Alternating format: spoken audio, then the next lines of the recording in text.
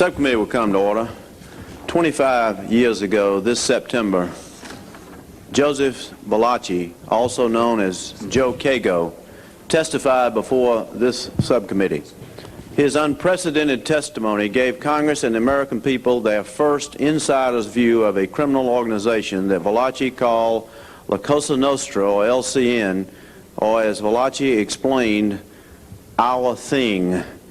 This morning, the Permanent Subcommittee on Investigations begins 4 days of testimony in the first of a series of planned hearings on the status of organized crime and the effectiveness of law enforcement's response to it, nearly 25 years after Valachi's historic public disclosures.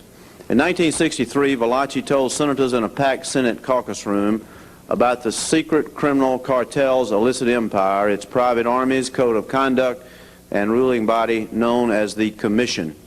Gifted with a phenomenal memory for details, he gave valuable testimony that detailed not only the activities of this criminal conspiracy, but also its membership. We have in our hearing room this morning the very charts with which Valachi identified the membership of the La Cosa Nostra family some 25 years ago. Elton, I believe I'm correct in pointing out that the charts are up on the far left. Correct. Those are the charts that came from the hearings 25 years ago that were published by the subcommittee at that time. His expose culminated with charts showing the names and photographs of the members of the 5 largest LCN families operating in New York City. That testimony, coupled with the extensive work done by this subcommittee under the chairmanship of the late Senator McClellan, profoundly affected not only our understanding of organized crime in America, but also how our government was to respond to it during the years that followed. Working within Attorney General Robert Kennedy, formerly the chief counsel of this subcommittee, Senator McClellan highlighted the woefully inadequate law enforcement efforts against organized crime at that time.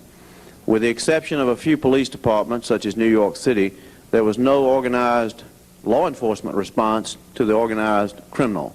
At the same time, little federal attention was given to a problem which was widely held to be only of local concern. This all changed after the appearance of Valachi. That testimony set in motion a series of important innovations that radically changed our approach to organized crime in this country. These included the establishment of the first field office of the Organized Crime Strike Force, an increase in the number of attorneys in the Justice Department's Organized Crime and Racketeering section, and the enactment of important legislative proposals including electronic surveillance, limited immunity, and the Racketeer Influenced and Corrupt Organization Act, today known as RICO. Today, 25 years after Valachi, the same subcommittee commences a series of hearings intended to review the current status of organized crime in America. We will hear from a number of witnesses, including, like Valachi, former members of the La Cosa Nostra, who from personal experience can describe the relative strength of their organization after 25 years of nearly constant attacks by federal and other state and local law enforcement agencies. The need for this type of review is in many ways more timely now than at any time in the last quarter century. The recent series of successful prosecutions against the LCN hierarchy, starting in Cleveland in 1982 and continuing to date in New York City and elsewhere, has provided a glimmer of hope that our struggle against traditional organized crime may have turned the corner. And I say that very cautiously. Some commentators have urged that this signifies the end of organized crime, or at least the LCN. Others argue that successful prosecutions merely remove one hierarchy and replace it with another, as powerful and sometimes even more vicious than the old. Flush with such success, I think it is important that our government does not prematurely declare victory.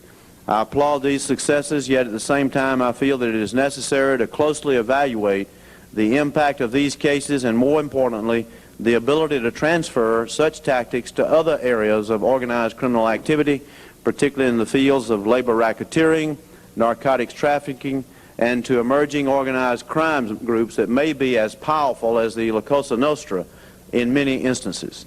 Those other aspects of organized crime and the adequacy of the government response will be scrutinized by the subcommittee in hearings later this year. 2 years ago, a majority of the members of the President's Commission on Organized Crime in their final report to the President called for a thorough assessment of the effectiveness of the federal and local government's response to organized crime. Admitting that they did not complete this important function, Commission members called on Congress to finish this task and in many ways laid the predicate for today's hearings. These hearings will closely review the need for any additional legislation to give our law enforcement officials new or better tools to fight organized crime. At the same time, we intend to find out if federal law enforcement, and particularly the Justice Department, is effectively using those tools we have already provided for the last 25 years. In particular, we expect to hear testimony about new strategies employed by the FBI and the U.S. Attorney's Office for the Southern District of New York, which combine the use of civil RICO with a novel interpretation of the criminal enterprise theory. We've been fortunate to have had the cooperation of many of the most important figures in the law enforcement community, some of whom will testify during the course of these hearings. In that regard, I want to especially express my appreciation to FBI Director William Sessions and Assistant Director Oliver Buck Revell for their cooperation and outstanding assistance for us during this inquiry. The FBI cooperation has been invaluable to us. We could not have these hearings without that splendid cooperation, and we thank you for what you have done in making these hearings possible. We also want to pay particular credit to the General Accounting Office in the production of a series of subcommittee charts, which we will unveil this morning, listing the hierarchy of the 25 LCN families in the United States, as well as the membership of the 5 New York City families. And the GAO support and assistance here was very critical to the success of these hearings. So to the General Accounting Office, we also say thank you. The subcommittee will be utilizing these charts throughout the hearings to graphically portray the size and structure of the LCN families. Interestingly, some of the same individuals who appeared only as soldiers on the Valachi charts those 25 years ago in 1963 appear today among the very highest ranking powers in these same LCN families. I guess the question for the future is whether 25 years from now the soldiers we show on the charts today will be the bosses in the turn of the century, the year 2000, whatever 1988 plus 25 is, Senator Roth, you can add that up. For years, law enforcement experts have emphasized that organized crime cannot long withstand the glare of notoriety and public disclosure.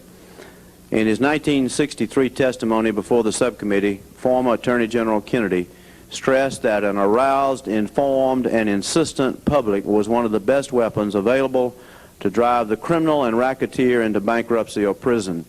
I happen to believe that's the case with narcotics today. That's the subject of another hearing, although we'll get into that some. But public information, public awareness, public dedication, I think, are absolutely crucial to the fight that lays before us now in so many realms. We believe that the charts we prepared for these hearings will help arouse and sustain public interest and vigilance in the fight against organized crime. At the same time, the subcommittee is also aware of its equally important responsibility to insist on the utmost accuracy in identifying anyone as a member of the La Cosa Nostra. In preparing these charts, the staff, assisted by the General Accounting Office, contacted numerous state, local, and federal law enforcement agencies for assistance. This information was then combined with data developed by the subcommittee in the preparation of the charts. Prior to publicly identifying any individual as a member of the La Cosa Nostra, the subcommittee has insisted that certain strict criteria be met. First, that a major law enforcement agency or state or regional crime commission has advised that the individual meets their internal criteria for public identification or for identification to another law enforcement agency, depending on the practice of the individual agency, and that 2 or more of those agencies or reliable, cooperating, or undercover law enforcement sources have independently identified the individual in question as a member of the LCN. Although the charts are quite extensive, other names were not included because they did not meet our strict criteria.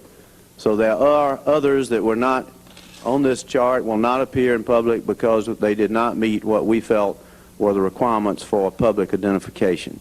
For instance, over 100 names of soldiers and several capos, these are the fourth in the rank of hierarchy, were not included even though they met the internal criteria of at least one major law enforcement agency because they were not corroborated by a second source. So we have tried to be prudent as well as thorough. As a result of this verification process, the subcommittee feels confident that the charts and lists it has prepared for this hearing are the most accurate and complete public listing of La Cosa Nostra members operating in the United States. At this point, I offer those charts as exhibits for the record along with accompanying biographical data for identification purposes. I believe we will give these charts in terms of this set of hearings the numbers 1 to 26. So without objection, they will be made a part of the record. For their assistance in preparing these charts, the subcommittee would like to express its appreciation, as I've already done, but do it again, to the FBI, the General Accounting Office, the Department of Labor, Office of Labor Racketeering, the New York City Police Department, the Broward County, Florida Sheriff's Office, the New Jersey State Crime Commission, the Chicago Crime Commission, the Pennsylvania State Crime Commission, the Mid-Atlantic Great Lakes Organized Crime Law Enforcement Network, and the U.S. Attorney's Office for the Southern District of New York. In closing, I'd like to thank Senator Roth and the minority staff for their splendid cooperation and support during the course of this investigation. Minority Chief Counsel Dan Renzel and Minority Staff Counsel Stephen Levin have been extremely helpful to my staff throughout the almost year-long inquiry.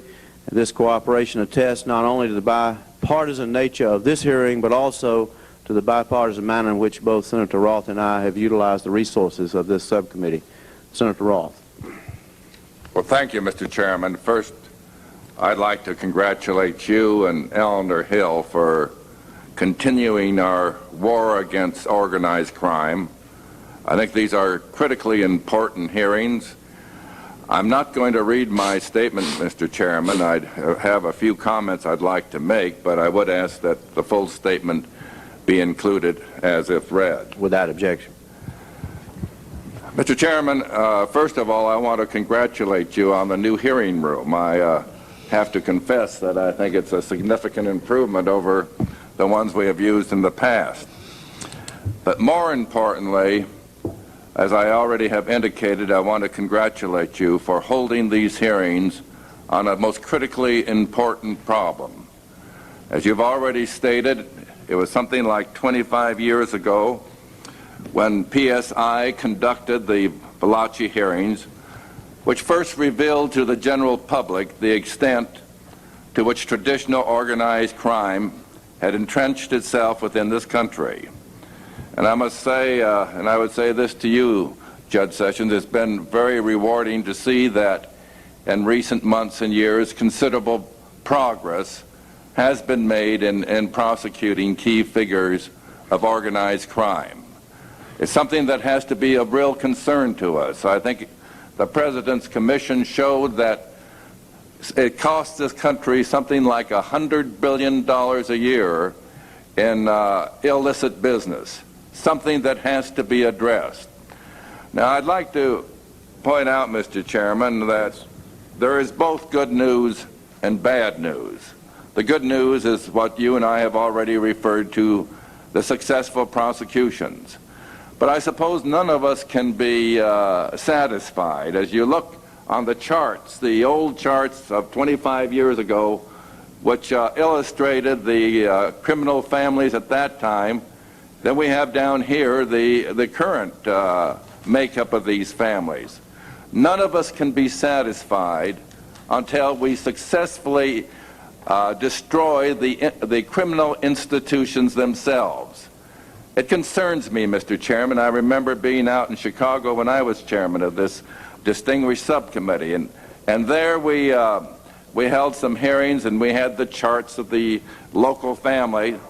And the thing that bothered me is that even though we were successful in prosecuting some of the key figures, just like a corporate organization, new people moved up. Those that retired went out to Palm Springs and enjoyed golf like some of the past chief executives of legitimate business. And that's got to be stopped. I think RICO has provided us with some successful new new weapons. I want to congratulate the federal, state, and local authorities for cooperating, because I think that's key in the fight against organized crime. But I'm not only concerned, Mr. Chairman, about the traditional organized crime, but what are sometimes called these new emerging groups, whether it's the Japanese, Chinese, Nigerians, to mention just a few, where in many cases we have organized crime abroad taking their ill-gotten gains there and bringing it over here to take over legitimate business. This, too, I think, has to be a matter of real concern. So, Mr. Chairman, I look forward to these hearings. I think what we all hope is not only to hear of what successes, but what else we in Congress can do to support this effort to end these criminal institutions. Thank you, Mr. Chairman. Thank you very much, Senator Roth. Senator Glenn, a full committee chairman and a valuable member of this subcommittee. Thank you, Mr. Chairman, and I know the tremendous amount of effort that has gone into setting up these hearings on the activities of the vicious criminal conspiracy called La Cosa Nostra, LCN.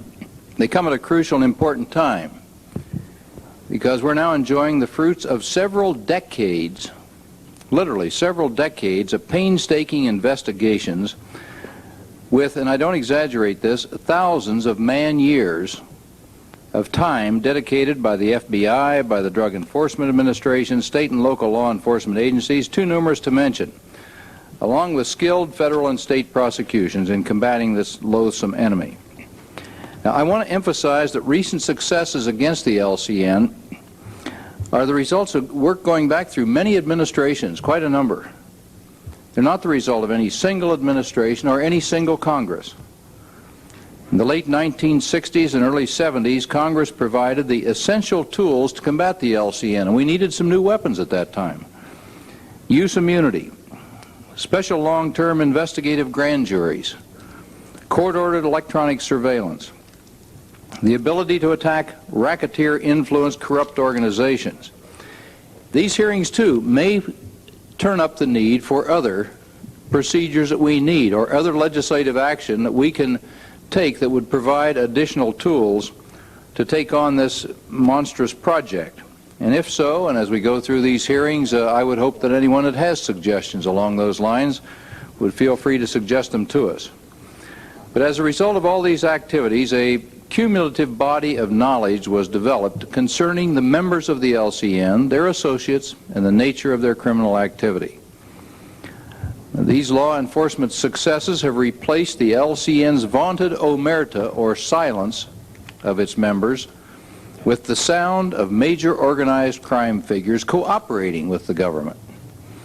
Entire LCN families have been denuded of leadership, at least temporarily, by criminal prosecutions. Despite our successes with respect to the LCN, much remains to be done. And we must carefully consider what new efforts are required to deal with the LCN, now thought of as a traditional organized criminal group. And doesn't that say something about it? When we now call them the traditional organized crime group, it shows how tough it's been to get to the heart of this and stamp it out. We look at them as traditional organized crime groups. But along with that comes the growing threat posed by so-called non-traditional organized criminal groups. The Colombian drug cartels, the vicious Jamaican organizations which have littered the streets of our nation's capital, literally, with dead bodies. It's come to be a rare day that we don't pick up the Washington Post and see somebody killed in a drug-related incident on the streets of our nation's capital. And also the growing presence of Asian ethnic organized crime groups and many others. And the LCN, of course, has had its feet in both camps, the old and the new, the traditional and non-traditional, if we want to refer to them that way. Fundamentally, federal law enforcement was, I put that in the past tense, I hope, correctly, was several decades behind in its response to the threat posed by the LCN. Funded by the huge illegal profits derived from prohibition, the LCN consolidated their position as the model of criminal cartels. incorporating or destroying other ethnic criminal organizations. And with the multi-billion-dollar profits of the drug trade to finance them, the LCN and non-traditional organized crime groups have demonstrated their intention to directly assault the institutions of our Latin American neighbors. It doesn't overstate it to say that this poses a national security threat of some proportion to this nation. And we must move with sufficient resources, whatever they are, and with force and vigor against both the LCN and these other groups. Now, I'm troubled about one part of this. I'm troubled by the recent unilateral actions of the Attorney General in arbitrarily downgrading the independence of the Department's organized crime and racketeering strike forces by making these strike forces subordinate to the U.S. attorneys in each district. Maybe this will work out fine. I don't know. Maybe it's necessary and maybe it's the best way to go. But when we downgrade the authority that was placed in this one group for a very good and specific reason in earlier days, I think we have to watch this very, very carefully. So, while there may be a need for greater coordination between such offices, I look forward to hearing some explanation of this and other decisions concerning the future structure of our efforts to defeat and eradicate organized crime activities. Thank you, Mr. Chairman, very much. Thank you, Senator Glenn. Senator Childs? Chairman, I will just put my opening statement in the record. I want to congratulate you on holding the hearing and the staff of both sides for all the work that's gone into it. This subcommittee has a long and I think a very distinguished history going back into the McClellan days of the Anti-Racketeering Committee, and I think you certainly continue in that tradition as Senator Roth did when he was chairman.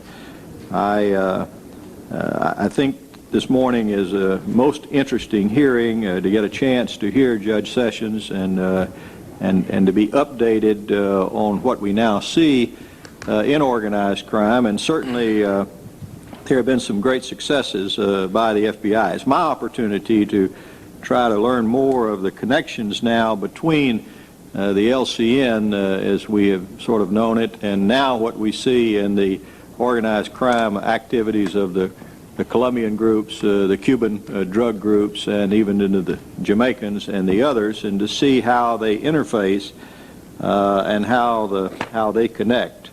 I think also is to see and try to understand how the so-called men of honor, who at one time supposedly did not participate in drugs, turned into that enterprise, and now that seems to be one of their leading sources of income. But I look forward to the hearing, and I congratulate you on all. Thank you very much, Senator Childs.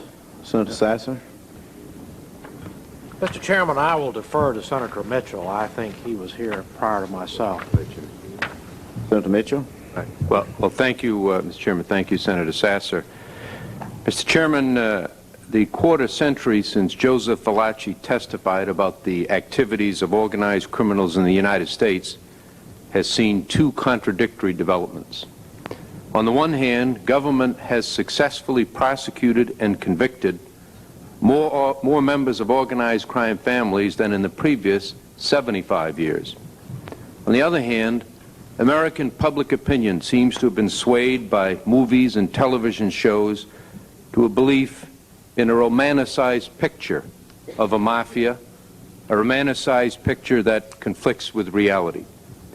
These hearings provide an opportunity to set the record straight, to reemphasize the fact that there is nothing romantic, glamorous, or nostalgic about criminals, including criminals who pretend to have a code of honor. 2 years ago, the President's Commission on Organized Crime estimated that the activities of criminal enterprises earn more than $100 billion a year for criminals and cause tax losses of over $6 billion a year. Whatever the accuracy of these estimates, there is no doubt that the existence of criminal enterprises which claim an immunity from the reach of the law undermines the foundations of civilized society. The American system of justice gives the presumption of innocence to the defendant in every criminal case, as it should.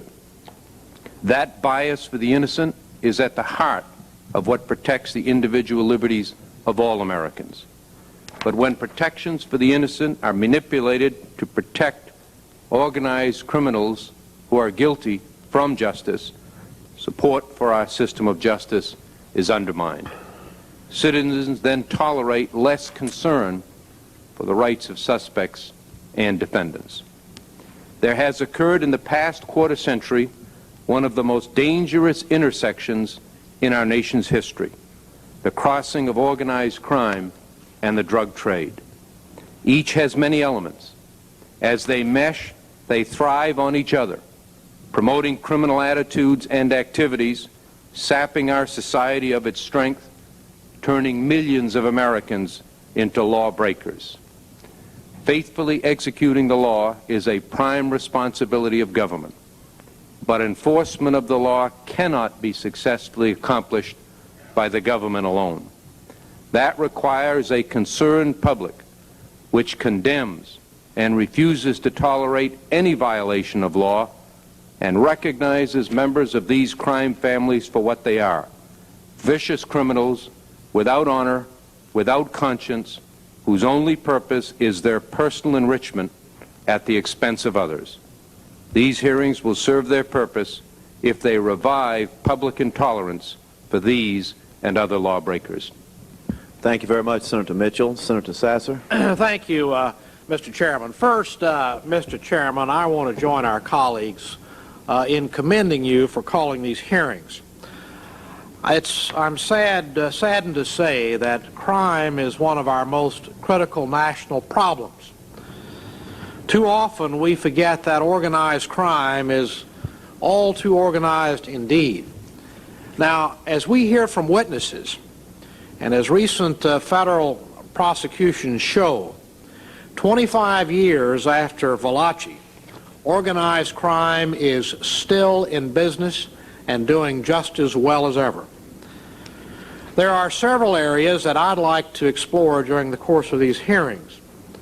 One is the way in which organized crime is now moving into other areas of the country, where traditionally organized crime has not been much of a problem, has not been part of a formal structure of lawbreaking. This is apparent, I might say, Mr. Chairman, in my own state of Tennessee.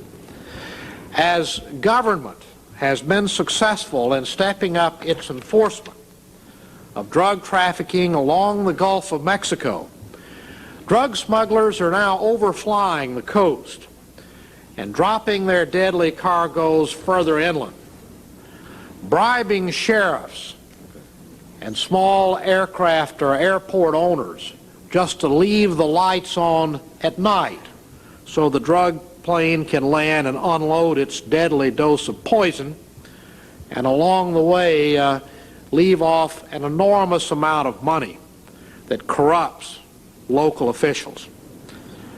Another concern I have is the absolutely appalling crime wave this year in the nation's capital, here in the District of Columbia, in the city that's supposed to be the capital of the home of the brave. The record number of murders in Washington this year have made some parts of this city a virtual combat zone, and that is no exaggeration. Most of this crime is clearly drug-related. Much of it is controlled by gangs, apparently from Jamaica. And I'll say to you, Mr. Chairman, as speaking for myself, as chairman of the authorizing subcommittee of this committee with jurisdiction over the District of Columbia, I'm extremely concerned about this development.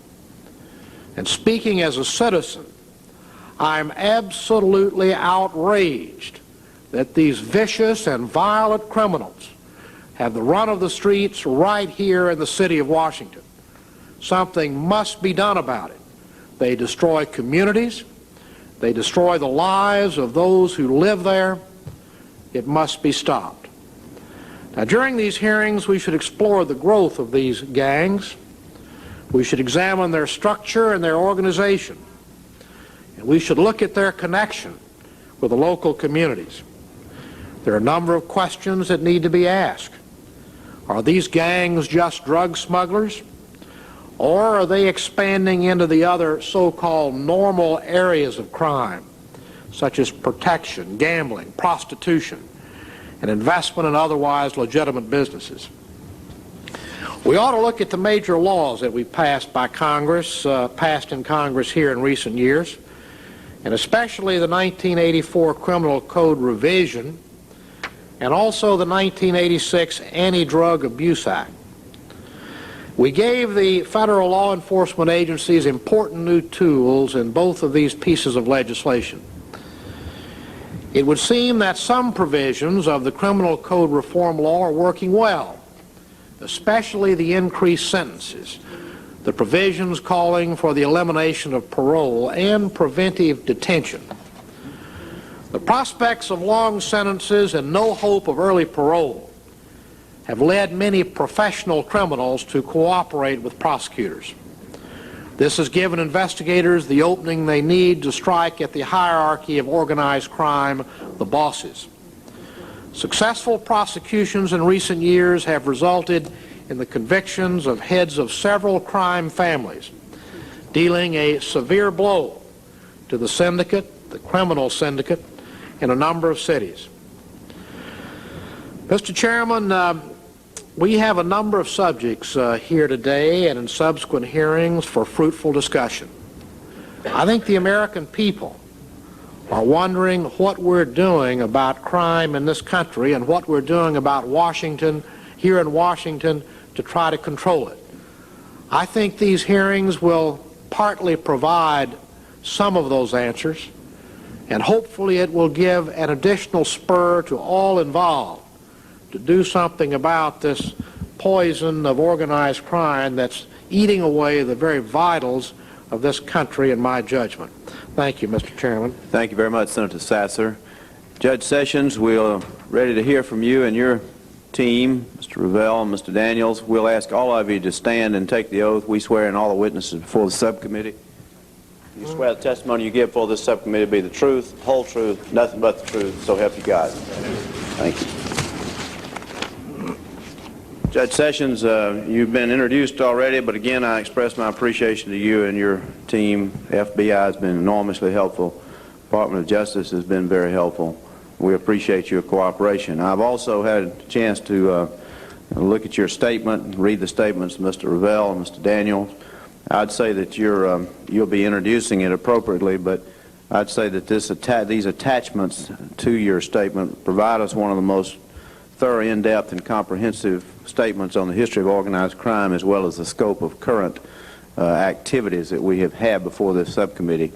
And we are very thankful to you for that. I want to give special thanks to Mr. Jim Whalen of the Congressional Affairs Office. He's been very helpful, and we appreciate that very much. So now we're ready to hear from you. Thank you, Mr. Chairman, distinguished members of the committee. You must know that I'm exceptionally pleased to be able to be here and to discuss before this committee matters that relate directly to organized crime. It provides me an opportunity to quickly embark on what I believe will be a continuing cooperative effort to achieve common goals and objectives which will significantly enhance law enforcement and thus the quality of life of all of our citizens here in the United States. During the course of my career, first as a United States Attorney and later as a United States District Judge, I developed an awareness of the devastating yet sometimes subtle and therefore unrecognized impact that organized crime has on our society. Long before my nomination and subsequent confirmation as director, the FBI had established organized crime as one of its top criminal investigative priorities, and I fully intend to continue that policy. Recent successful prosecutions of top leaders of organized crime groups, particularly La Cosa Nostra families, have been unprecedented in size and in complexity, but our task is far from being completed. We must analyze our past efforts, identify factors which contributed to those successes, and then clearly define how we believe we should proceed in the future. These hearings will serve the United States and the FBI well in that regard. Now, in January of 1982, the FBI received concurrent investigative jurisdiction with the Drug Enforcement Administration for violations of Title 21 United States Code. Major illicit drug trafficking groups other than La Cosa Nostra surely fall within a broad definition of organized crime. However, for administrative and operational purposes, the FBI has separated those investigations from our traditional organized crime program and established a separate drug section within the Criminal Investigative Division in order to more effectively address the problem in accordance with its priority status. Now, during these hearings, we will attempt to articulate our progress principally against La Cosa Nostra. And, of course, we would appreciate the opportunity to document our progress against illegal drug traffickers in some future hearing before this committee. We will be getting into that. We do not define the La Cosa Nostra as being all of organized crime. We know it goes much, much further than that, and this set of hearings is the beginning of a series that we will get into those other subjects in depth. Good. That's rewarding, Senator, and I look forward to that. Proper tools and proper working tools are necessary to accomplish any task successfully. As witnesses begin to outline for the committee some of the recent successful prosecutions I alluded to earlier, I believe it will become apparent that the tools utilized were Title IX of the Organized Crime Control Act of 1970, commonly referred to as the RICO statute, and Title III of the Omnibus Crime Control and Safe Streets Act of 1968, which deals with court-authorized electronic surveillance. Now, it's my hope that during the course of these hearings we will explore together whether it may be appropriate to initiate new legislation or to modify existing statutes in order to further enhance the effectiveness of investigators and prosecutors while continuing to preserve and protect the individual rights of law-abiding American citizens. I believe that it would be beneficial to be able to have more of an immediate financial impact in criminal cases on criminal enterprises such as La Cosa Nostra. The addition of a civil forfeiture provision under the RICO statute would permit law enforcement to more effectively and efficiently penalize those organized entities. Currently, the Controlled Substances Act, as well as the Child Protection and Money Laundering Control Acts, contain such provisions. In addition, the emergence in this country of organized crime groups, which are based in foreign countries, may require additional legislation. There is mounting evidence that large amounts of illegally acquired funds generated by criminal activities of these organized crime groups overseas is used for investment in otherwise legitimate ventures in the United States. The provisions of Title 18 United States Code, Section 1952, prohibit travel in foreign commerce to distribute the proceeds of crime committed in the United States. However, this statute deals only with funds obtained by illegal activity in the United States and not funds illegally acquired in other countries and then brought into the United States. It was this very committee, in a series of hearings that you've alluded to, conducted between September of 1963 and August of 1964, under the chairmanship of Senator McClellan, that exposed to this country, through Joseph Valachi and other witnesses, the extent to which La Cosa Nostra had expanded and consolidated its sphere of influence. La Cosa Nostra has evolved into, over these 8 decades, highly structured families, and there are some 25 in number, which are located, as the senators have noted, throughout the United States. These families are overseen by a commission, which meets periodically to settle disputes and to orchestrate the expansion of their illicit empire. Although much of the power of La Cosa Nostra still comes from the profits generated by gambling and by loan sharking, extortion, and drug trafficking, their real power base lies in the corruption of public officials and the influence they control and exert over labor unions. The latter has enabled La Cosa Nostra to control virtually entire industries to the economic detriment of the public. The McClellan hearings provided much of the impetus for federal legislation, which has been responsible for significant progress which has been made recently against organized crime. Now, in the 19th century, the American criminal justice system developed a trial model which has been, I believe, extremely efficient on a specific individual and in dealing with street crimes. It was predicated on a specific individual committing a specific criminal act. The addition of the conspiracy statutes permitted individuals to be charged absent their actual participation in a specific criminal act. The law, however, remained inadequate and ineffective against organized crime, however, because it failed to deal with structured groups, such as La Cosa Nostra, which engaged in crimes for profit, but whose hierarchy often could not be directly linked to a specific criminal act. Prior to the enactment of the RICO statute, many La Cosa Nostra members were successfully prosecuted and incarcerated. However, as the senators have noted, they were quickly replaced within the family structures, while the leadership remained insulated, and their organizations continued virtually intact and undamaged.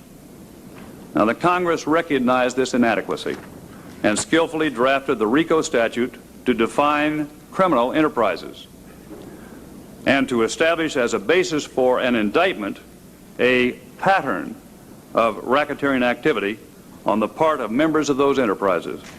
In addition to providing exposure to a 20-year confinement for individual defendants, the statute provides for the forfeiture of benefits derived by a group or by individual members, and permits private citizens who are victimized to file civil actions for treble damages.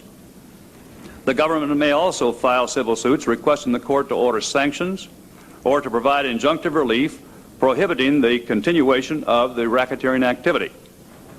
This particular provision can be extremely effective in removing La Cosa Nostra members or those controlled by them from leadership positions in labor unions, thereby returning the control of the unions to the rank and file members where it's intended to be. A recent example occurred on March 18, 1987, when United States District Court Vincent L. Broderick of the Southern District of New York ordered 15 individuals removed from Local 6A of the Laborers International Union of North America and the District Council of Cement and Concrete Workers, and placed both entities under a court-appointed trustee.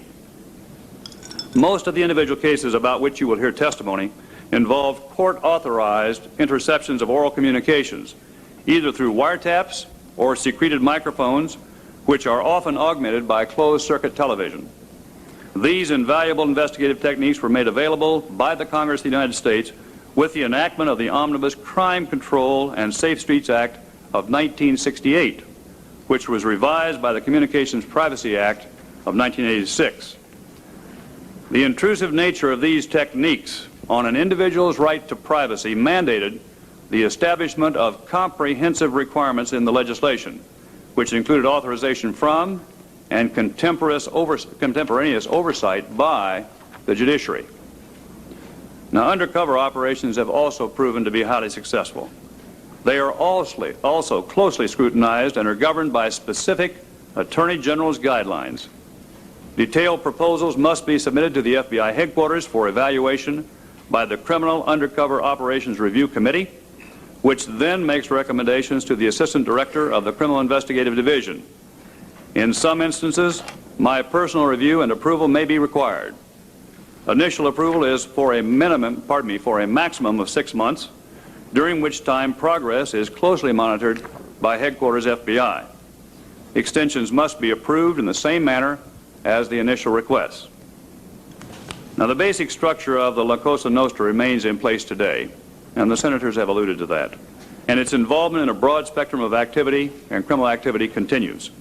However, armed with the tools which I have described, the FBI since 1981 has convicted 19 bosses, 13 underbosses, 4 consigliaries, and 43 capiticinas from 20 different La Cosa Nostra families. The hierarchies of the families in New York, Newark, Cleveland, Boston, Kansas City, St. Louis, Milwaukee, New Orleans, and Denver have been decimated by convictions and incarcerations for long terms. Prosecutions are pending against the hierarchies of the Philadelphia and the Los Angeles families. Now, my initial assessment of the Bureau's organized crime program leads me to conclude that by taking full advantage of existing investigative opportunities, expanding the national intelligence base, and implementing a comprehensive national strategy, it is possible to remove the La Cosa Nostra as a significant threat to American society. As we progress towards that Judge important... Sessions, Yes, let me sir. just make a clarification there. You're saying you think it is possible using all of these tools. You're not saying we're there now. I'm not saying we're there now, Senator, but I believe that, for instance, the implementation of the December 1987 National Organized Crime Strategy by the Bureau can be effective against organized crime families. And I'm talking about, again, a national strategy, as opposed to the strategy which was simply an enterprise strategy, very important, but did not incorporate the national concept that we now embrace. And I'm sure that during the course of these hearings we'll discuss that more fully, sir. Good, thank you. Thank you, sir.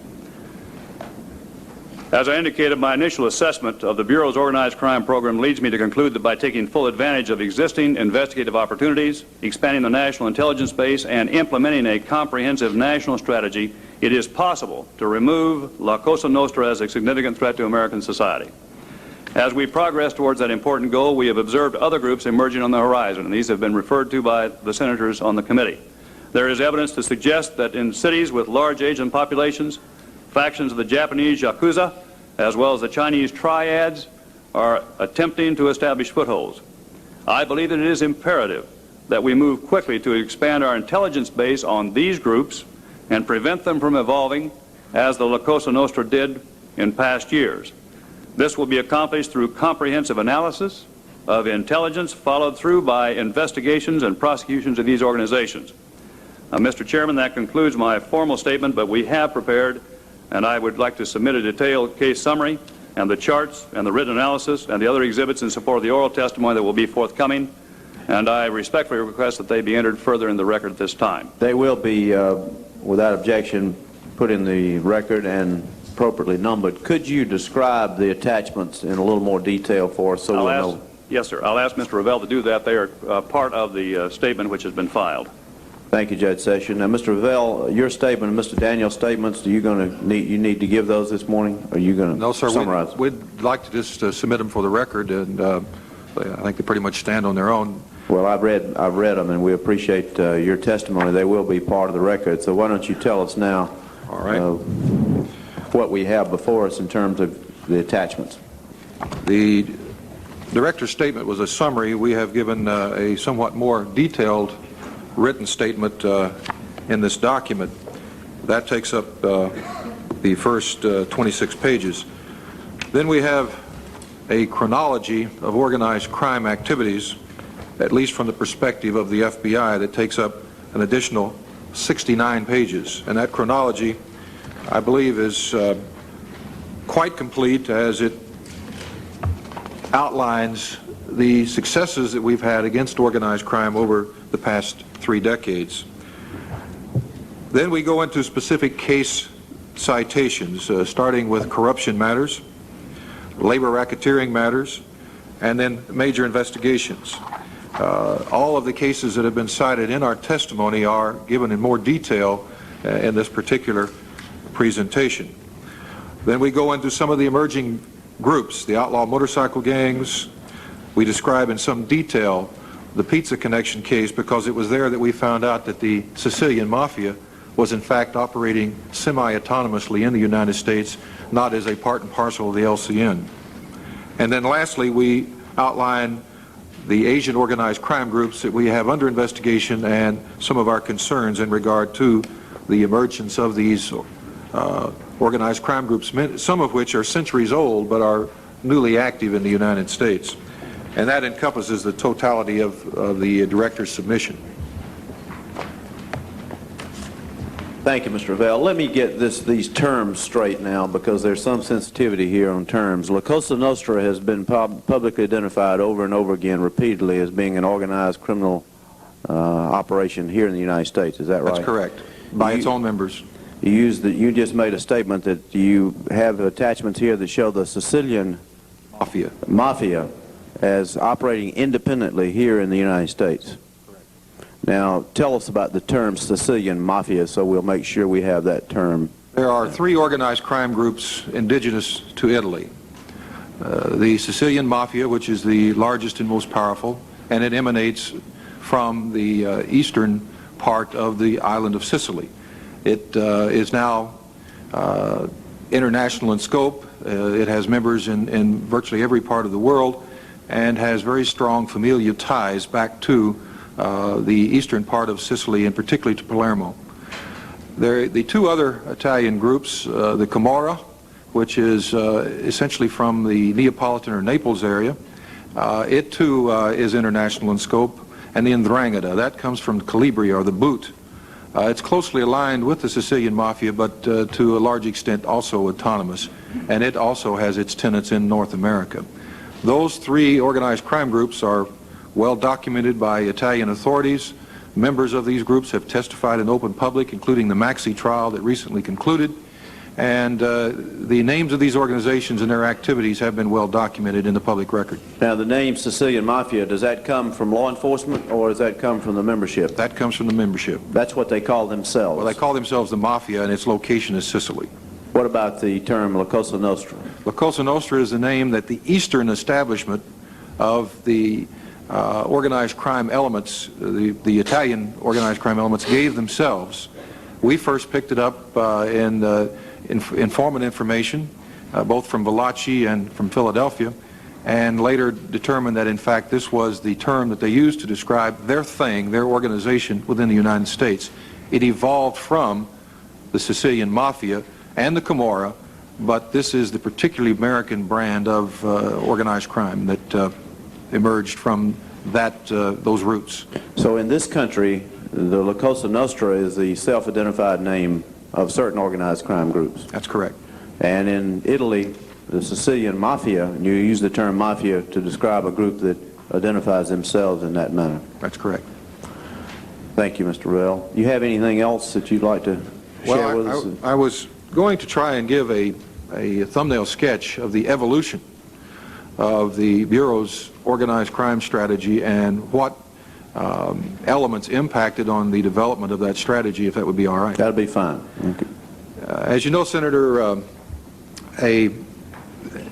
event which I think probably changed the course of law enforcement in its addressing organized crime occurred in 1957 in Appalachian, New York, when on November 14th, Sergeant Edgar Crosswell of the New York State Police discovered and reported a gathering of mobsters from throughout the United States. At that time, the exact purpose of this meeting was unknown, and as the New York State Police and other law enforcement agencies started to identify these 59 individuals, it was determined that they were all associated with mob groups through the various major cities in the United States, and all of them were of Italian heritage. We determined, meaning law enforcement determined, that this was in fact a meeting of the Commission and the most powerful members of organized crime in the United States at that time. That particular meeting, 1957, of the Commission, led then J. Edgar Hoover, then FBI Director J. Edgar Hoover, to change his position.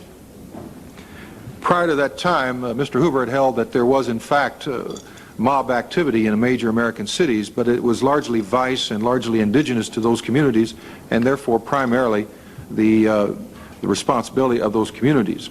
Now, the FBI had indeed investigated a number of organized crime figures, but it was on a crime-specific basis, and there was no programmatic response to organized crime because Mr. Hoover believed it was largely a matter of local responsibility. The Federal Bureau of Narcotics had done the most work in this area on the federal level prior to this particular occurrence. Also, the Internal Revenue Service had, on a case-specific basis, undertaken a number of prosecutions. From 1957 to 1961, the FBI undertook a rather substantial criminal intelligence collection process. There was instituted a comprehensive program of collecting intelligence on these groups whose name we did not know at that time and simply referred to them as the Mafia. In 1961, of course, we had the advent of the Kennedy administration and the emphasis on organized crime that brought. In addition, in 1961, the Congress passed the first legislation specifically giving the federal government, and in particular the FBI, organized crime jurisdiction. In the Interstate Transportation Aid to Racketeering, ITAR statute, the Interstate Transportation Wagering Information, and a number of other related statutes, we were given the first statutory tools directly targeted against organized crime. The FBI also formed its organized crime and racketeering section and set forth to utilize these statutes in a rather significant program. Of course, in 1963, the first member informant, Joe Valachi, that was developed by the Bureau, testified before this very committee. That hearing gave a great deal of impetus because even with the revelations that had come from the earlier hearings under the Kefauver Committee, the general knowledge of the Appalachian Conference, there was still doubt in this country as to the extent of organized crime, the pervasiveness of its control over certain elements of our society, and the degree to which it had infiltrated the labor movement and certain elements of our business community.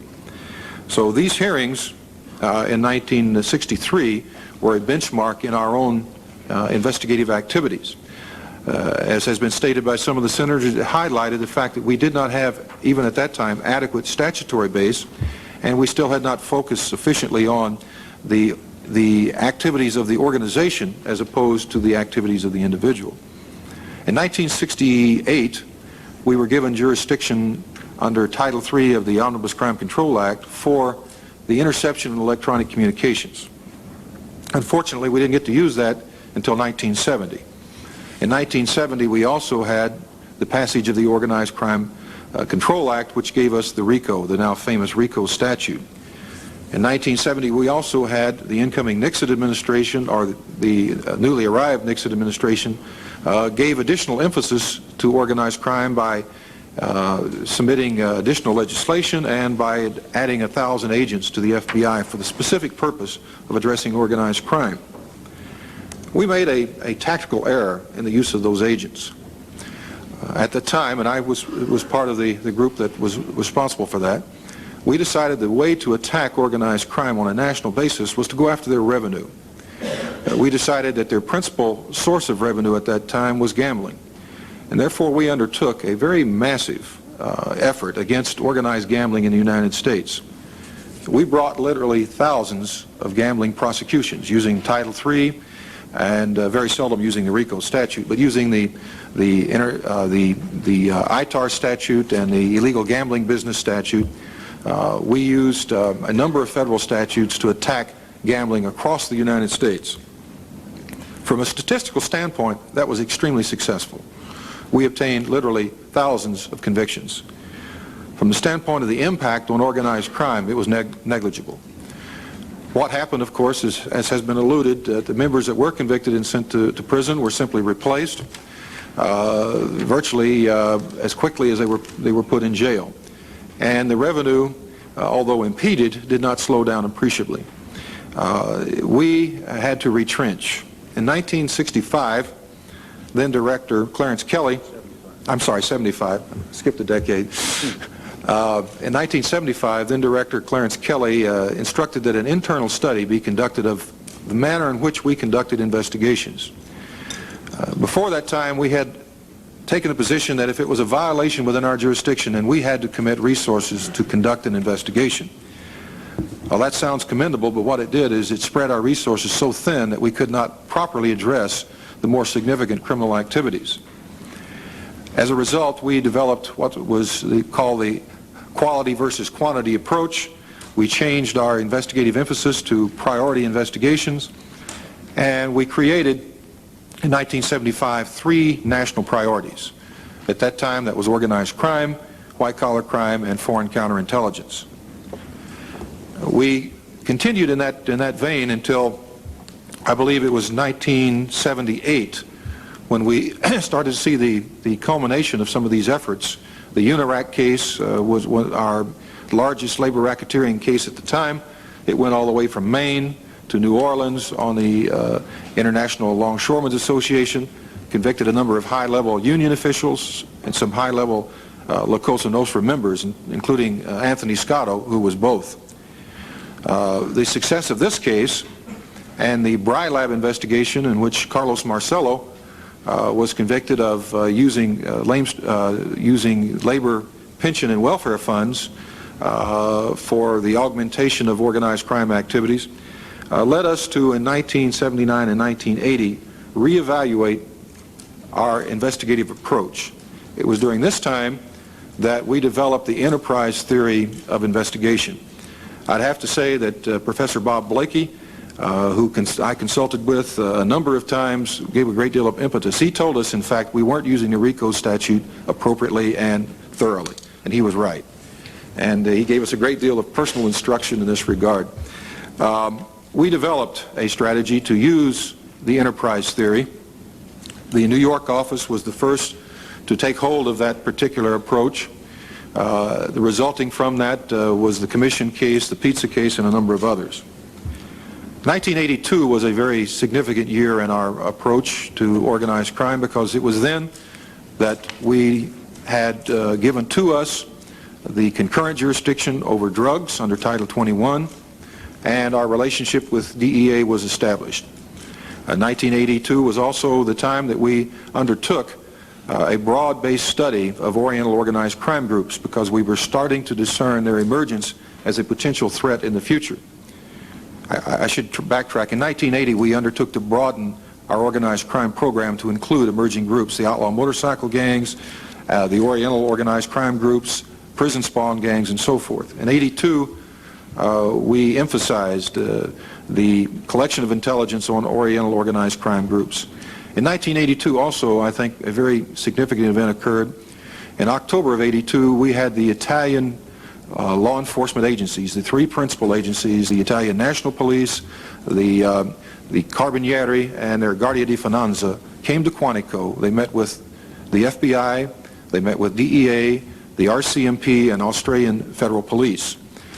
At the working level, and I had the pleasure of chairing that group, we devised a strategy between the four nations at the law enforcement level to approach, in particular, the Italian organized crime element. We found many, many common elements and common activities. It was out of this particular conference and a follow-up conference in Ottawa that we developed the strategy for Pizza One and the eventual emergence of the Italian-American Working Group, which is chaired by the Attorney General and the Minister of Interior. Well, in 1985, of course, we had the commission case. We've had a number of others, the Strawman, Argent cases, and so forth and so on. The development of this strategy has been incremental. It has been by trial and error. We have made mistakes, but I think we are now on the right track, and I believe that the documentation we've provided here, the cases that we have cited, the fact that we're going after the root of the organization, its commercial, labor, and political apparatus, as well as the specific criminal elements of that apparatus, I think show that the evolution of this process has been very significant and has brought us to where we are today. And I would only add one thing. We know that the job is not done, that this is simply the closing of the first chapter, and we have a great deal more to do against the LCN, against the Italian groups, and against all of the emerging groups that have been mentioned. Thank you, Senator. Thank you, Mr. Ravel, very much. Mr. Daniel, before we get into questions, we'll have questions for all of you. I think it would be helpful if you would explain the corporate structure of the LCN family and LCN family and how these families, as depicted on the subcommittee charts, have changed, if at all, since the days of the Valachi hearings. Certainly, Senator. The corporate structure of the LCN has remained virtually unchanged before, during, and after the Valachi hearings.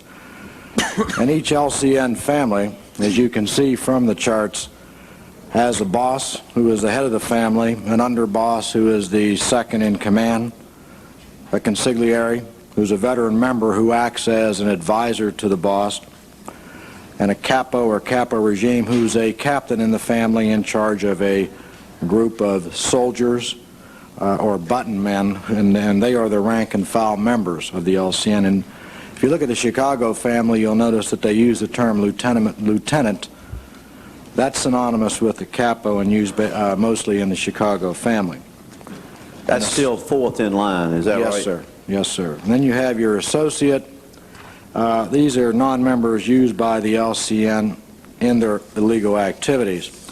And Senator, with your permission to illustrate how this structure has remained unchanged, I'd like to provide you with just a sampling of those individuals identified by Joseph Valachi in 1963 and who are still active with the LCN today. And I'd like to accomplish this by comparing the charts prepared as a result of Valachi's testimony 25 years ago and the charts prepared concerning the structure of the various LCN families provided for this hearing. Thank you. We'd like to have that. Start off with the Bonanno family.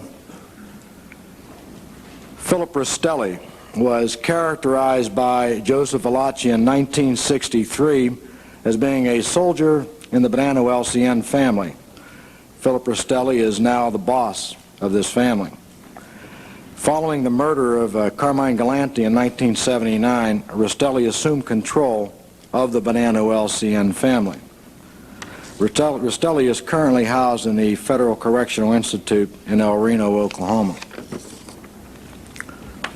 Moving on to the Buffalo family, Pasquale Nardarelli was listed on the Valachi charts as a capo in the Buffalo LCN family, and he is currently a capo today.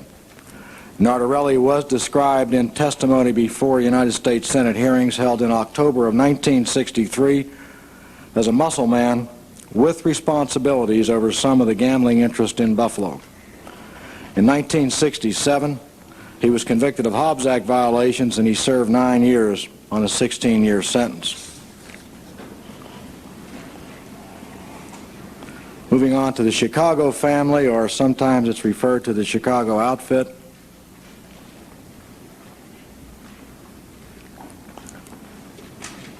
Joseph Ferriola was listed as a soldier in the west side of Chicago in the Chicago LCN family on the Valachi charts. Ferriola supervised gambling and extortion matters, and his ascent to the position of boss in 1987 was due to the conviction and the subsequent imprisonment of former boss Joseph Ayupa and underboss John Peter Cerrone.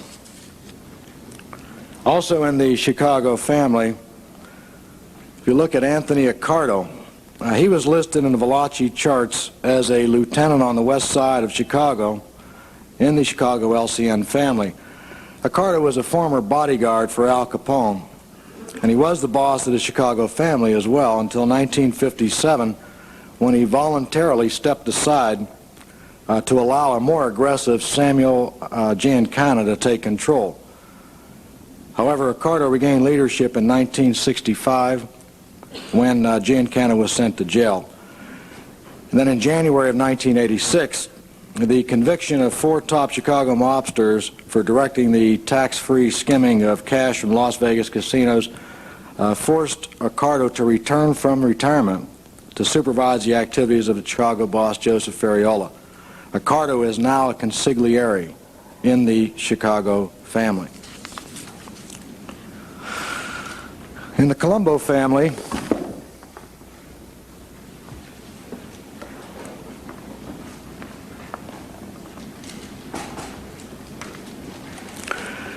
you'll notice, we have the Genovese chart up there from 1963 from the Valachi hearings. Carmine John Persico Jr. was characterized in '63 by Joseph Valachi as a Genovese LCN soldier. Excuse me. However, his future activities and his affiliations with members of the Colombo LCN family have substantiated his membership in the Colombo LCN as opposed to the Genovese LCN family. And according to information presented at the 1983 Senate hearings, Carmine Persico was named as boss of the Colombo LCN family in 1968. He'd served as interim head of the Colombo LCN since the shooting of then-boss Joseph Colombo in 1971 at the Italian-American Day Rally in New York. Police intelligence officials claim that Persico committed at least a dozen murders during his rise to the position of boss in the Colombo family. On June 25, 1985, Carmine Persico Jr. was charged with extortion and murder in the commission case an investigation which led to the indictment of the bosses of the 5 New York families under the RICO statute. He was convicted, subsequently sentenced to 100 years in prison with no parole. He's currently incarcerated at the United States Penitentiary in Marion, Illinois.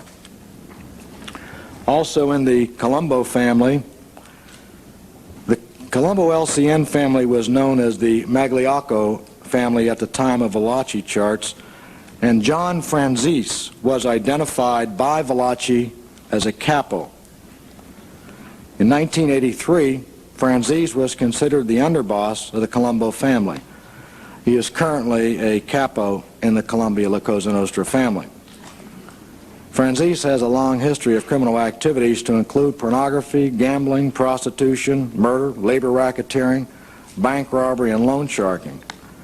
In March of '67, Franzese was convicted of conspiracy to commit bank robbery and was sentenced to 2 consecutive terms of 25 years each in prison. He was paroled in 1978, but his parole was again revoked in 1982 and again in 1986.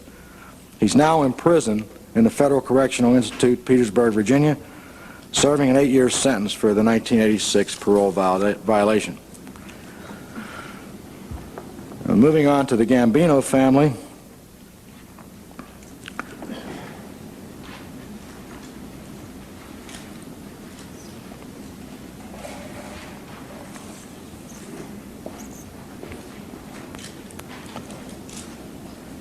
Joseph Armoni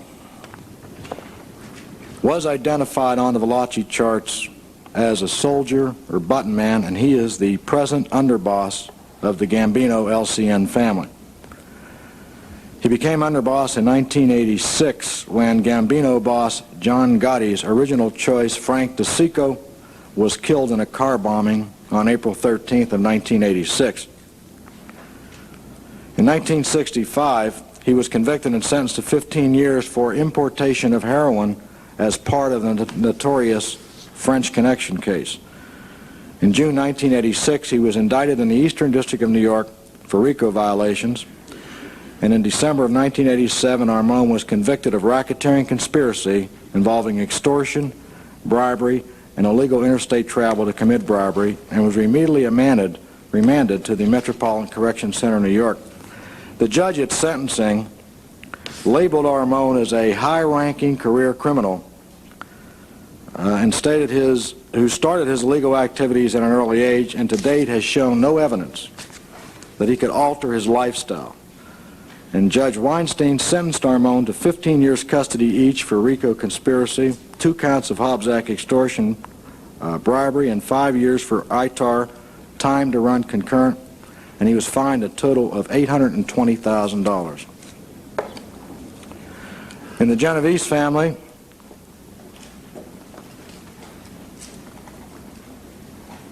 before you leave Gambino, would you identify the person at the top of Gambino at 1987? John Gotti? Yeah, John Gotti. Now, was he on any of the charts in 1963? I don't believe he was, Senator. I believe he was too young at the time. What was his age then? Do you know what his age is now? About 17 then, I think. In the Genovese family, Vincent Louis Gigante was characterized in 1963 by Valachi as a soldier in the Genovese LCN family. Vincent Gigante currently presides as boss of the Genovese LCN family. In 1983, Gigante was identified by the New York City Police Department at a hearing before the Senate Judiciary Committee as a capo in the Genovese La Cosa Nostra. Gigante reportedly became a capo during the 1970s and headed a crew which operated out of the lower area of Manhattan in New York. In the early to mid-1980s, Gigante gained overall control of the family and began sharing power as an equal boss with Anthony Salerno. And since Salerno's conviction in 1986 on racketeering charges, Gigante has progressed from an acting boss in the LCN to a very powerful leader. He continues to conduct the illegal activities of the Genovese family in such areas as loan sharking, illegal gambling, narcotics, extortion, and labor racketeering. Neither he nor Gotti have been convicted, is that right? That's correct, Senator.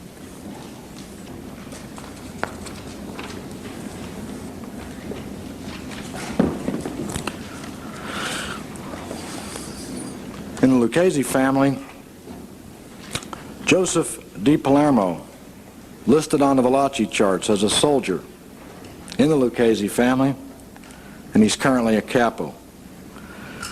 In 1962, when Joseph Valachi was a prisoner in the federal penitentiary in Atlanta, among his fellow inmates were Di Palermo and Vito Genovese. Di Palermo was convicted of a narcotics violation and was sentenced to 7 years in prison. He was released in 1983.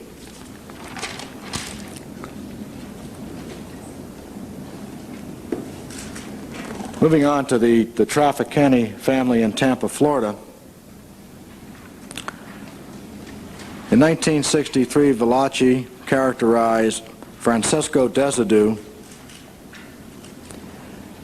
as a soldier in the Trafficani family.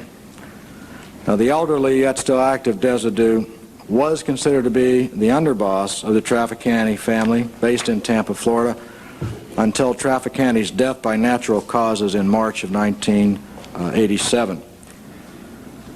On November 16th of 1976, Desidue was convicted under the RICO statute with the predicate acts being murder and conspiracy, and although he was sentenced to 20 years in prison, the decision was reversed in 1979 and Desidue was released, and he presently resides in Tampa, Florida. One of the more interesting charts is the Tucson family. And if you'll note, we will put up the old, the Valachi Bonanno family chart. You don't have a head there for the Tampa family now? I'm sorry, sir? You don't have a picture there for No, sir. We have, we suspect at this time that Desidue is the acting boss of the Trafficani family.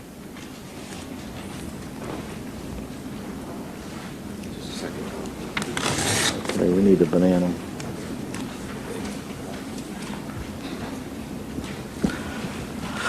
Joseph Bonanno Sr. Was the boss of the Bonanno organized crime family in New York from 1931 until his retirement in 1968 to Tucson, Arizona. He was listed, as you could see on the charts, the Valachi charts, as the boss. On October 20th, 1964, one day before a scheduled appearance before a grand jury, the boss of the Buffalo organized crime family, Stefano Magaddino, who incidentally is Bonanno's cousin, had Bonanno kidnapped and held him captive for a month and a half in an attempt to resolve long-standing differences. Following his release, Bonanno voluntarily remained in hiding until May 17th of '66, when he surrendered to a U.S. judge in Manhattan following an unsuccessful attempt on his son Salvador's life. Bonanno was charged with obstruction of justice for willfully failing to appear before a grand jury on the day appointed. Now, Bonanno has been in custody many times, including once in the 1930s when he was accused of running guns for Chicago gangster Al Capone.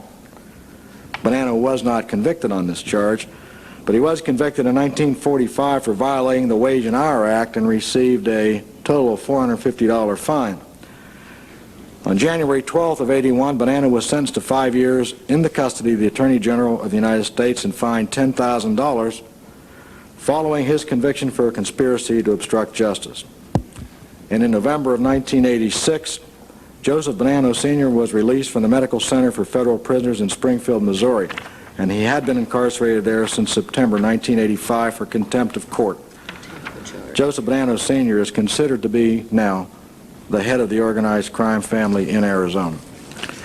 And Senator, that completes the comparison of what was testified to by Mr. Valachi in 1963 regarding the identification of positions held by various members. I understand we have a time problem, and I did have a something that would show you the evolution of a particular organized crime family. I'd selected the Philadelphia family, but I can submit that to you for the record. I think we ought to. I think we ought to go ahead and do that. I think we're just going to skip lunch today. Okay. I think you'll find this informative, and it will show you the process by which a particular LCN family evolved and through the positions that we had stated earlier, we had gone through earlier. As I mentioned, I selected the Philadelphia LCN family. The family was formed by Salvatore Sabella, who'd been convicted of murder in Sicily in 1905. He subsequently fled Italy, arriving in Philadelphia in 1911. This family engaged in the traditional criminal activities of extortion, gambling, loan sharking, bootlegging, and to a small degree, some drug trafficking. Their activities, however, were confined primarily to Italian neighborhoods in Philadelphia and to southern New Jersey. The LCN family, this Philadelphia family's presence, was visible in a major gang war that raged in Philadelphia from 1926 to 1928. And Sabella, the head of the family, himself was charged with killing two mobsters in 1929, and although he was acquitted, he had to relinquish leadership of this family.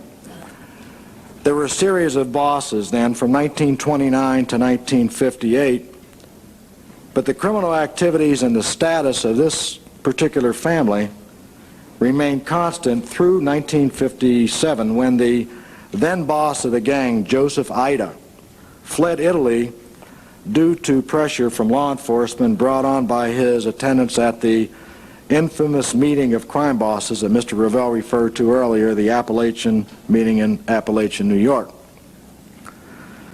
So enter the scene Mr. Antonio Polina, also known as Mr. Mig. He succeeded Joe Ida. Now, Polina felt challenged by a young capo by the name of Angelo Bruno. He was an aggressive capo in the family. So Polino approached Ignazio Denaro to kill Bruno. However, Denaro was an old friend of Bruno's and advised him of Polino's plan. And Bruno, who had developed a very close working relationship with the New York LCN families, leaders, including Carlo Gambino, who was the boss of bosses, went to the commission in New York. And Bruno was given permission to kill Polina and assume the leadership of the family. Well, instead of killing Polina, Bruno merely took over the family and demoted him. And this was kind of characteristic of Bruno's approach and indicates why he later became known as the Docile Don, and indicates why Denaro's loyalty, incidentally, was rewarded when Bruno named him as underboss. Now, under the leadership of Bruno, the Philadelphia LCN family became the very model of a quiet, prosperous, and powerful crime family. Bruno invested heavily into real estate, casinos in the Caribbean, and a host of legitimate businesses such as vending machines, liquor, food services, as well as automobile and trucking firms. Bruno did so well, he soon became a member of the commission. At the time Bruno became boss, there were approximately 70 active members, 58 in Philadelphia area and 12 in northern New Jersey. In addition to the underboss Denaro, Bruno named Giuseppe Rugnetta to the consigliere position. There were 8 capos who carried out the day-to-day criminal activities of the family. But Bruno had really no interest at this time in expanding the membership, but he utilized many non-member associates in his operation. In other words, Senator, at this time in the Philadelphia family's history, the books were closed, as they say. Bruno's 22-year reign was remarkably free from violence, either toward other members or to outside individuals. The leadership remained extremely stable, changing only as Ignazio Denaro was replaced by Philip Testa and Rugnetta by Antonio Rocco Caponegro. That latter appointment was to prove a very, very deadly one for Angelo Bruno. And we received information in 1978 that there was a very serious split within the Bruno family and that internal warfare was likely. The Calabrian faction of the family, headed by Caponegro, had become increasingly dissatisfied with Bruno's leadership, and their complaints were basically threefold. They wanted to expand the size of the family. They wanted to open up the books. They felt that Bruno was allowing other LCN families, particularly the Gambinos, to expand their activities into territories that should be exclusively Bruno's turf, and some of the members within the family wanted to expand their illicit activities to include drug trafficking. Well, in typical fashion, Bruno attempted to peacefully resolve this problem, and as a conciliatory move, he named Caponegro as consigliere to replace Rignetta, who had died of natural causes. Well, rather than resolve this problem, Caponegro's elevation to consigliere authorized him, gave him the authority to go to the commission directly with the grievance and seek permission to kill Angelo Bruno. Well, Caponegro had ambitions of becoming the boss, so he did go to the commission with a request to assassinate Bruno. It's believed, however, that he was set up by one of the New York bosses who wanted to eliminate Caponegro in order to take over his large numbers operation. But Caponegro was led to believe that he had the authority to kill Bruno. And Angelo Bruno was shotgunned to death on March 21st, 1980, as he sat in a car in front of his residence. And within weeks, Caponegro, his brother-in-law Alfred Salerno, Capo John Simone, member Frank Sindone, and John Stamfa, who was driving the car in which Bruno was murdered, were summoned to New York. Retaliation for the unauthorized murder of fellow commission member Bruno was swift and brutal. And shortly after the New York meetings, all but Stanfa were murdered. Bruno's underboss, Philip Testa, succeeded him and named Nicodemo Scarfo as underboss and Frank Monti as consigliere. Testa also opened the books, and he began making new members, including his own son, Salvatore, and Scarfo's nephew, Philip Leonetti. Significance of this was these individuals were still in their 20s when they were made. But unrest continued in this family, and some, including Capo Frank Narducci and former Capo Peter Casella, thought they were being treated unfairly. So Casella recruited two individuals, Rocco Marinucci and Ted DiPretoro, to kill Testa. And on March 18th, 1981, they succeeded in detonating a bomb on Testa's front porch as he was returning home, and Testa was killed. Casella fled to Florida and died of natural causes, while Narducci and Marinucci were murdered. DiPretoro became a cooperating witness out of fear for his life. After Testa was killed, the commission approved Nicodemo Scarfo as the new boss, and he in turn named Salvatore Merlino underboss and Nicholas Piccolo consigliere. If you look at the Philadelphia chart, you'll see basically that's where we are today. Under Scarfo's leadership, the family changed radically. He characterized himself, in contrast to Angelo Bruno, by stating, "Bruno was a racketeer, I am a gangster." Under Scarfo's leadership, scores of new members were initiated, as I mentioned earlier, many of them still in their 20s, and young Turks such as Sal Testa and Scarfo's nephew, Philip Leonetti, rose to positions of influence with little or no experience. And Sal Testa rose quickly because of his close association with Scarfo. He too was subsequently murdered. In 1987, Scarfo was convicted for attempting to extort $1 million from a Philadelphia developer with the cooperation of Philadelphia Councilman Leyland Bailoff. Scarfo is currently serving a 15-year sentence as a result of that conviction. He's also on trial for murder of Salvatore Testa, and later this year he will be tried along with the entire hierarchy of the family under the RICO statute involving predicate offenses of murder and extortion. Former capo Thomas Del Giorno and former soldier Nicholas Caramondi will testify for the government at that trial. Thank you, Senator. Thank you, Mr. Daniel. You want to go through anything else with these charts now at this point in time? No, sir. We've heard, Mr. Daniel, if I could ask you one follow-up question before you complete your testimony. We've heard the LCN is changing, that we have a new breed of soldier, greedier, higher profile, more undisciplined, more prone to violence. Do you agree with that? Do you believe we have standard operating procedure that's consistent with the past, or do you think we are entering into a new period?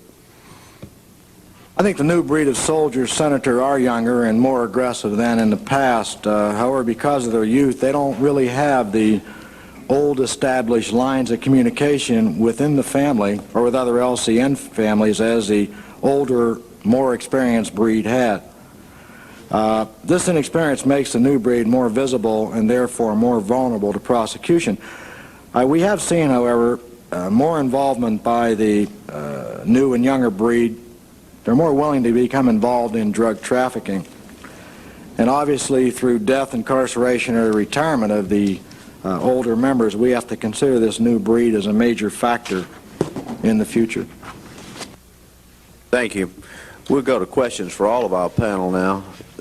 Judge Sessions, I noticed on page 6 that you state, and I quote of your statement, the resulting intelligence not only identified the probable co-conspirators responsible for the Hoffa disappearance, but identified LCN influence and domination of some major international labor unions and numerous locals throughout the country.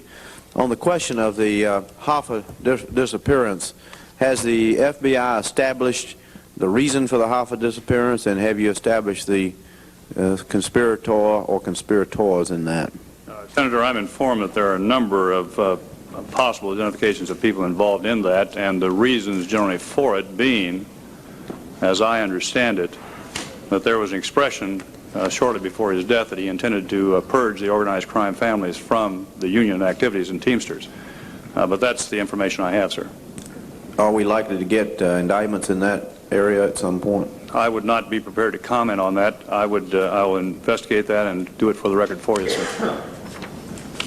The individuals that we believe are responsible are already incarcerated, but for other charges. It's doubtful at this point that we'll ever have sufficient evidence to bring them to trial. But as I said, they have been convicted on other crimes. In other words, you believe you have information that gives you sound reason to conclude that you have identified the perpetrators, but not sufficient information to bring indictments and criminal prosecution. That's correct.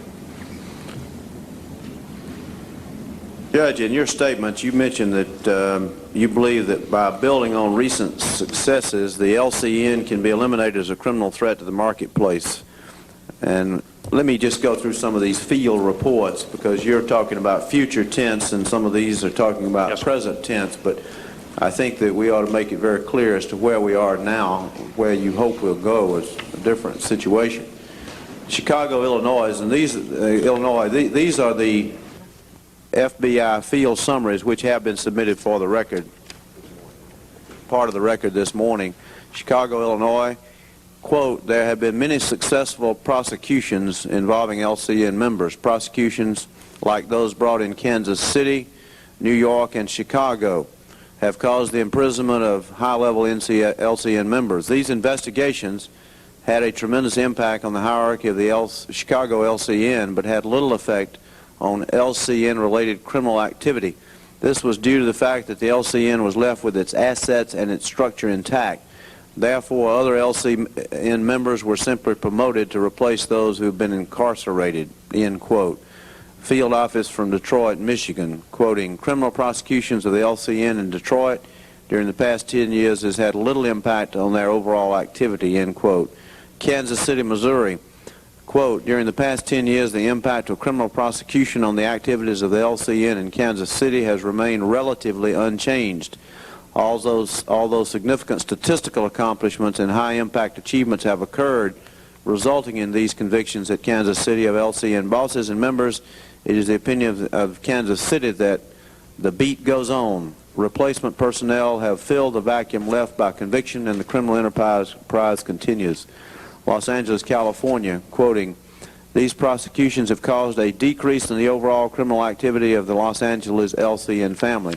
However, these prosecutions had no impact on the LCN members from other LCN families who have relocated to the Los Angeles area. The criminal activity of those groups is believed to remain constant, end quote. Miami, Florida, during the past 10 years, the activity of the LCN in Miami does not appear to have diminished in spite of the criminal prosecutions that have taken place, end quote. Newark, New Jersey. Despite the significant criminal prosecutions of various members of the Genovese LCN family in New Jersey over the past 10 years, the influence of the Genovese family has at worst remained stable. The Genovese LCN family is a huge operation in New Jersey, and its structure has essentially remained intact despite the removal through prosecution of many significant members and associates.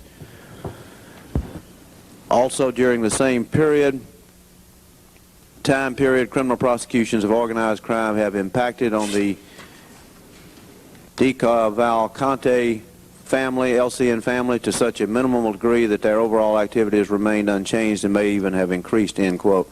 So these reports suggest that we have a long, long way to go. Now, how do you reconcile your, I'd say, relatively upbeat statement with these statements from the field offices of the FBI that indicate that we still have major problems? What you have read from are FBI summaries, which would indicate to you that the FBI does not play games with itself.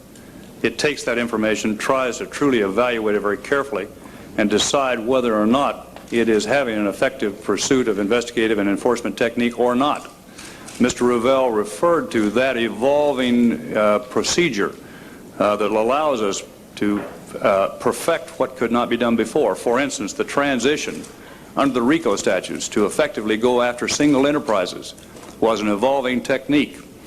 My own observation of it leads me to believe that because we have now evolved in December of 1987 with our new organized crime national strategy, we will be able to, by consolidating our gathering of information, by our acting on that information as it relates to individual families, by dealing with it in a national strategy, be able to do through that strategy what has been done before in connection with the enterprise theory.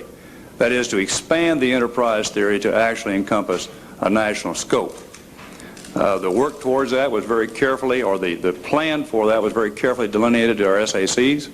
We are proceeding with very definite objectives in that area, and I believe if history can be repeated in connection with the enterprise theory, that on a national scope, we have hope and expectation of being able to make tremendous inroads into the LCN.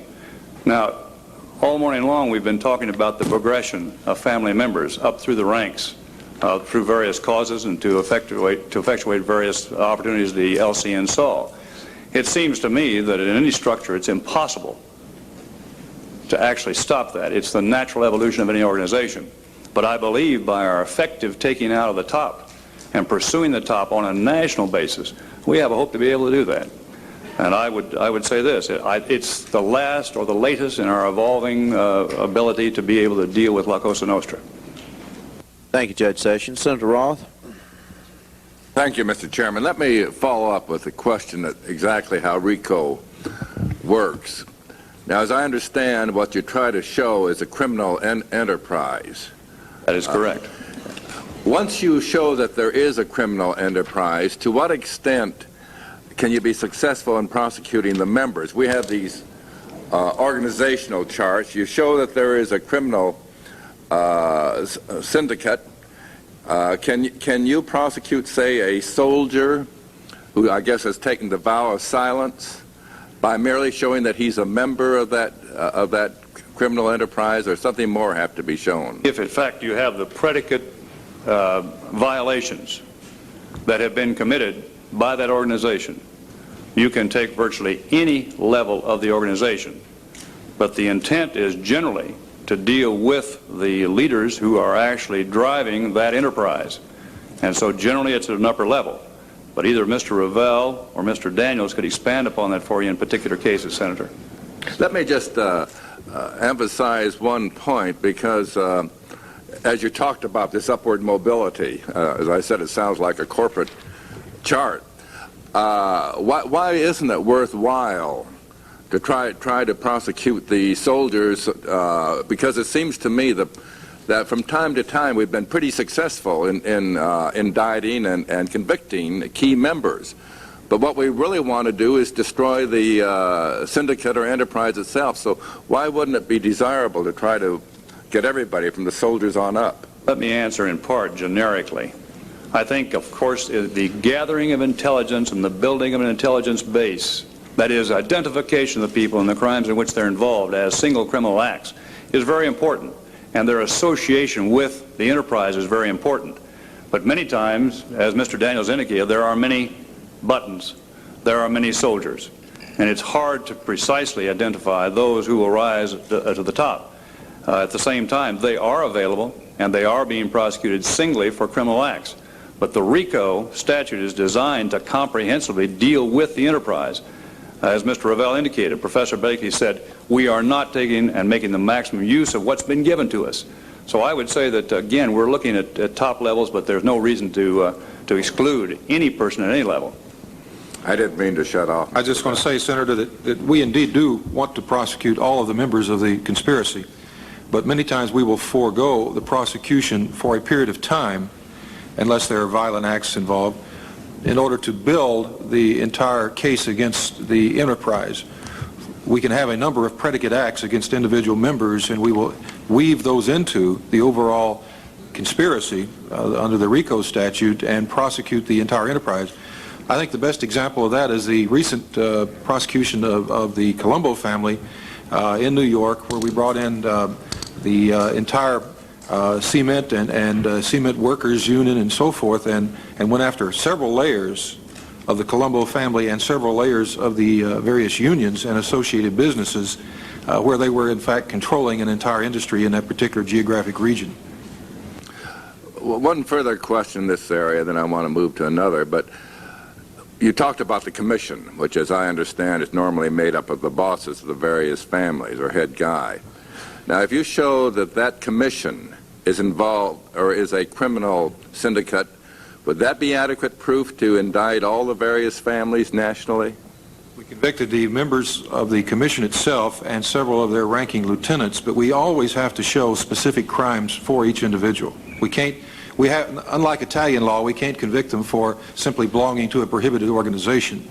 We have to be able to tie specific criminal acts to each individual, either through conspiracy or the overt commission Well, of let those me acts. ask this then, should the law be modified? If you show a person is a member of a particular family, has taken the vow of silence, the organization is involved in criminal, should we try to broaden it, or do you see problems? I think that's fraught with peril. Fraught with peril. Yes, sir. Let me ask you this question, Judge Sessions. As you well know, the American people are particularly concerned about the criminal activity in the area of drugs. To what extent is the traditional LCN involved in this kind of activity? Is it, can you quantify to what extent it's involved in this? It's said to be a $100 billion business. Is it all drugs, or, as I understand, mainly heroin? And may I just, excuse me, my second part of my question is to what extent these other emerging criminal organizations, the Japanese, the Chinese, or motorcycle gangs, to what extent are they a major factor in drug dealing? Let me speak to it generically and then ask either Mr. Ravel or Mr. Daniels to speak to it specifically about that involvement. You know that in 1982, the Bureau was given for the first time Title 21 jurisdiction. And the experiences that we had in connection with that have brought us to the point in 1987, shortly before I became director, where the drug war was given a priority status. When that happened, it meant that it called upon even greater resources that we had to deal with that.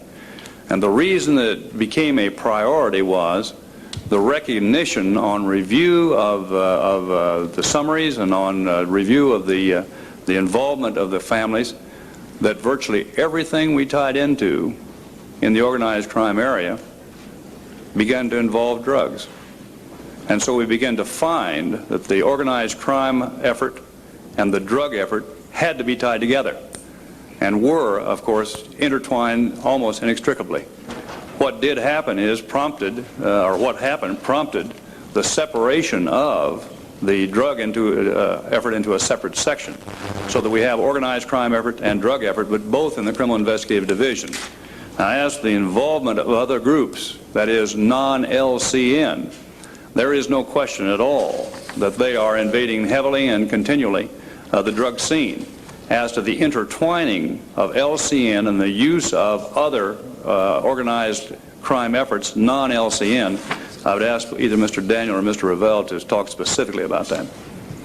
Very good. Mr. Revelle? The LCN has had individual members for many, many years that have engaged in drug trafficking. Certain families have had prohibitions against drug trafficking, not because of any sort of moralistic approach, but simply because they thought it brought too much heat to the family. But even within those families, individual members were in fact trafficking in heroin. The heroin brought in by the LCN and the Italian Sicilian Mafia generally would run about 1/3 of the total volume in the United States, with the other 2/3 being Mexican heroin, primarily into the southwestern and middle western parts and the west coast, and then also the Chinese triads in their distribution networks, particularly in the major cities. Both the Pizza 1 and Pizza 2 cases, as well as associated DEA cases, have shown that there is substantial volume to this activity.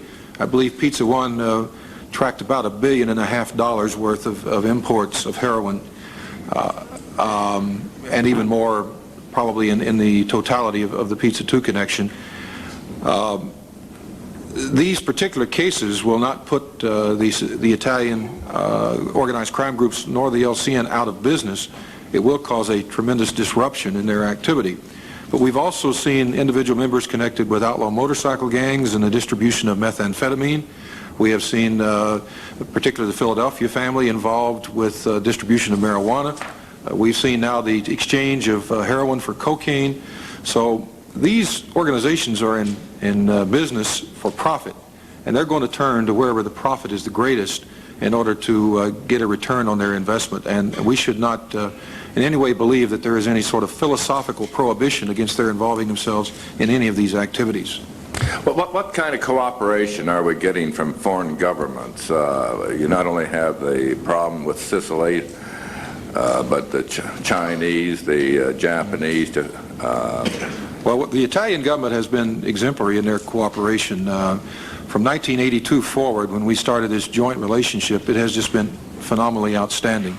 We could not have had either our cases or the Maxi trial in Palermo without this case-specific exchange of officer-type cooperation.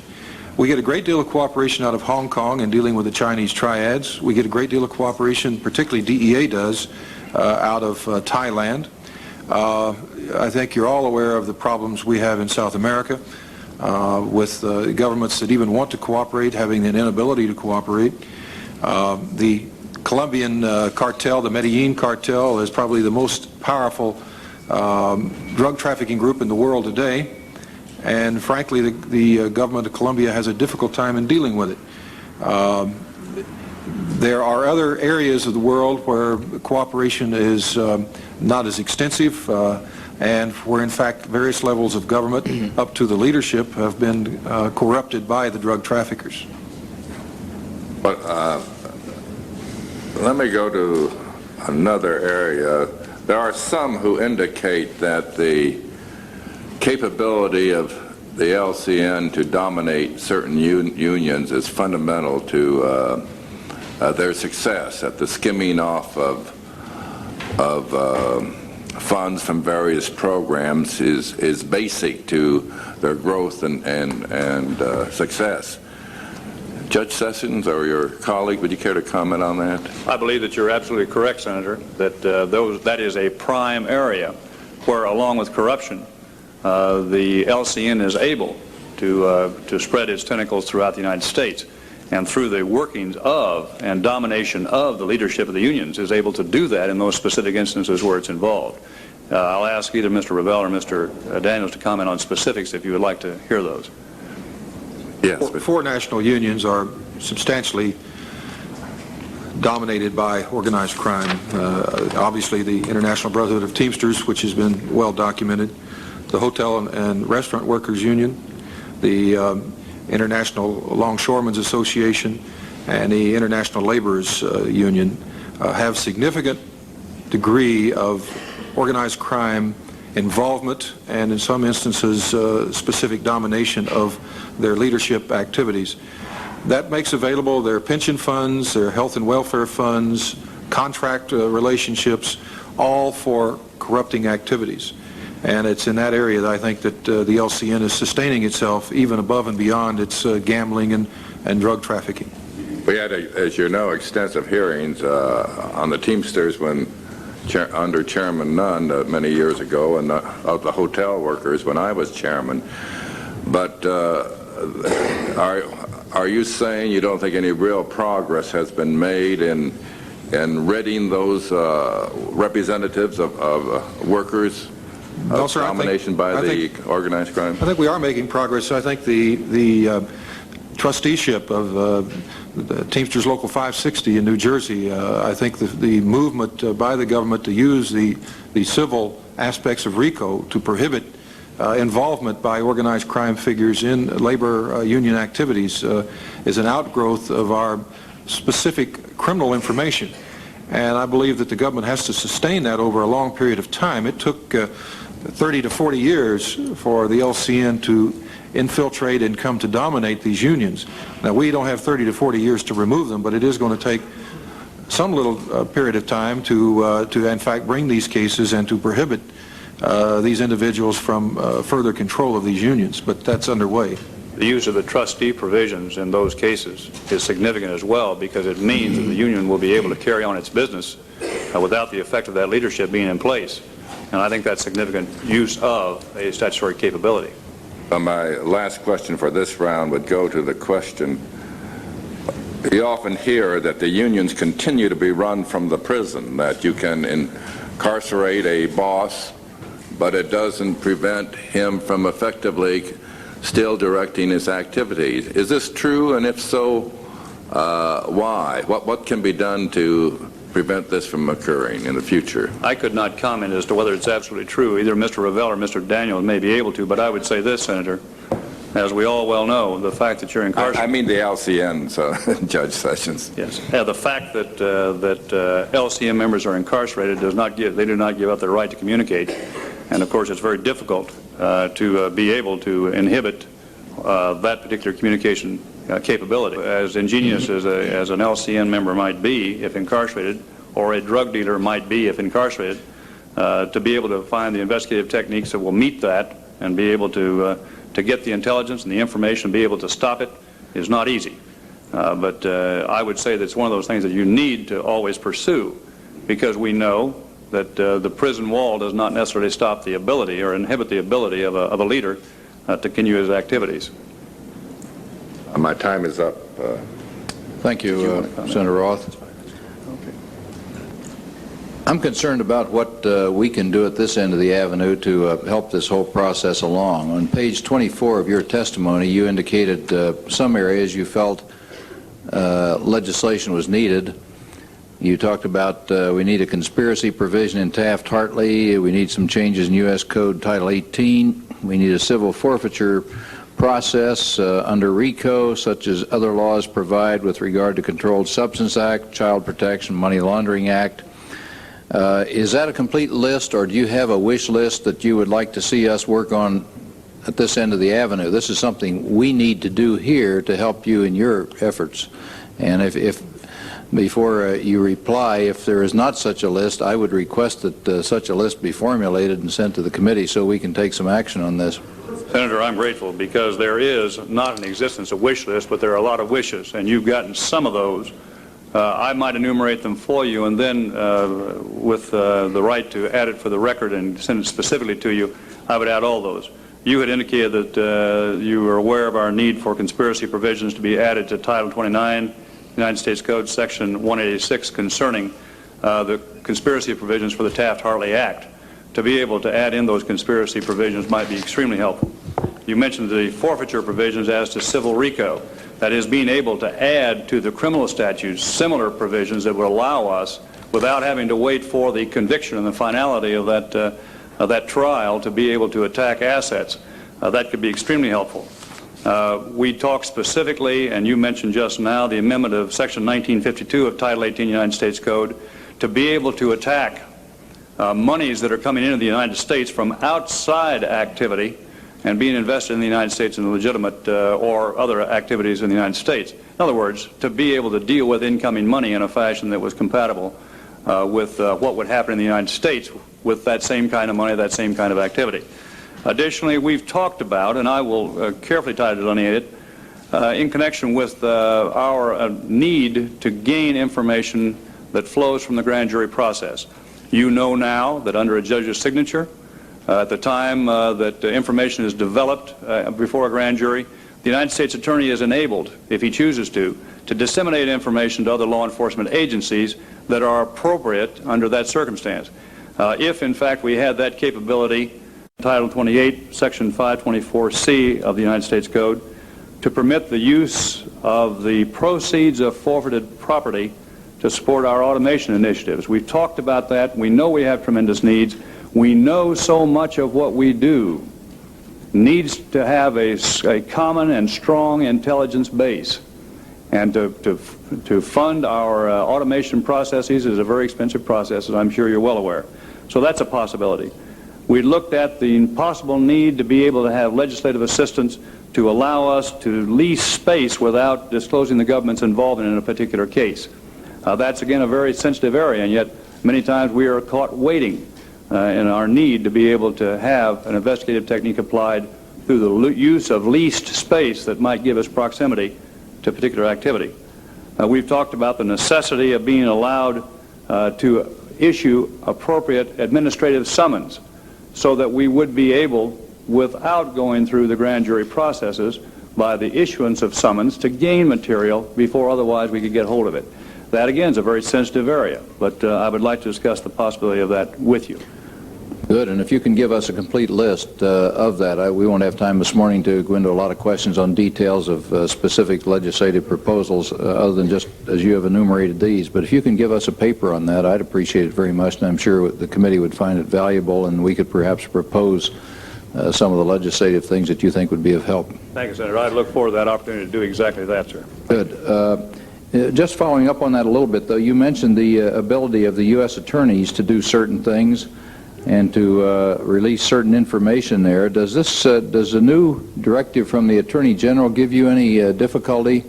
Because he's giving more authority to U.S. attorneys. He's cutting back on the overall direction, as I read his directive anyway. He's cutting back on some of the authority to conduct this under a more centralized, under the Organized Crime Strike Force chief, and giving some of those authorities back to the individual U.S. attorneys. Is that a good move in your estimate or not? Senator, you know I come from a background of having been a United States attorney, and I have great faith in their abilities to properly pursue those things. I don't view the FBI as being impaired in its ability to carry out its investigative function. I would say this in connection with the 6E comment I had a moment ago. All United States attorneys approach things differently, even though there are guidelines from the Department of Justice. Some move more quickly than others. Where there are organized crime and drug enforcement task forces, we have found that there is significant contribution by the United States Attorney in that leadership, and that all of the agencies that are involved in those task forces are very vital and very involved. So I really don't see an impairment by there being, to the FBI's mission, by that move. Either Mr. Revelle or Mr. Daniels may have specific instances they know of where there is an impairment, but I see none. Senator, if I might comment just a second. The Criminal Division will maintain oversight over the use of the strike forces, and we have appealed to the Criminal Division of the Department on any individual decisions by U.S. attorneys that we think might be either inappropriate or not sufficient to meet our needs. So what this attempt was to have better coordination between the U.S. attorneys who are more and more involved in the prosecution of organized crime and the strike forces, to make sure that there's an adequate degree of cooperation and coordination. If it works that way, I think we'll be better off. If it doesn't, we'll probably have to revisit it. Well, okay, I don't disagree with that at all, but I think the reason we set up the centralized organized strike force some years ago was because we did not have the activity at the local level. And it's worked, and it's been working better than we did previously. Now there's a reversal of this, apparently. And we're going to send that back to the U.S. attorneys to a large extent. Maybe the situation has changed. Maybe that's what we need to do. I'm not an expert in that field, but We set up the centralized version because there was a need to set it up. Now we're disassembling that, and we're sending it back to the way it was before, and I think we're going to have to look pretty carefully at that and watch how it works. Not being disassembled. The strike forces will remain in place. They'll be still staffed by career attorneys.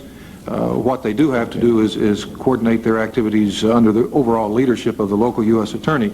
But again, we have a means to essentially remedy any particular problems in that process. So I think that there is built into it a better coordination, and if we don't see the intervention of unforeseen consequences, it should work all right. No. Senator, if I might comment further, it's obvious, and we all know, that the end product from the Organized Crime Drug Enforcement Task Force or from any investigation by the Bureau, its end product is in prosecution in a court. And of course, the United States Attorney's Office is the vehicle by which that is done.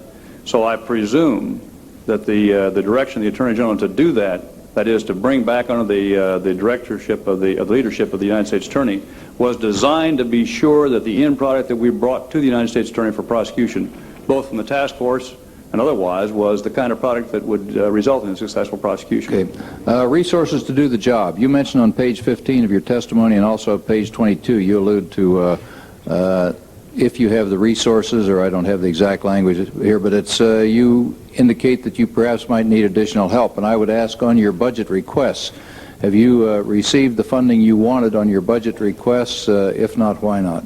If I could go to the 1990 budget proposal, you know, Senator, that I have alluded to the fact that we now have and have in place a national organized crime strategy. In order to be able to do that, it will require that in the 1990 budget we come forward with substantial resources. How about in past budgets here the past couple of years? Have you received what you asked for? We have received in the budget process not precisely what we asked for, but you know that we're asking for additional support personnel this year. We did not ask for, before the Congress now, additional resources on agent strength, but we will be coming forward with that in 1990 under the National Drug Strategy. How much were you cut back in the last couple of years' budget from what you asked for, from what your original request was? The original request that came forward is less than, and I could give you the specifics, Senator. I can't do it right now, but I'll give it to you for the record. You know that when we came online in 1982 with the Title 21 jurisdiction and the OCDEF, the Organized Crime and Drug Enforcement Task Forces, were built, we manned that and gave agent years to that, some 400 agent years to it, out of our own resources. Thereafter, after several years, that was funded to the extent of and staffed to the extent of 400 plus agents. We still commit to the drug involvement over 1,000 agent years.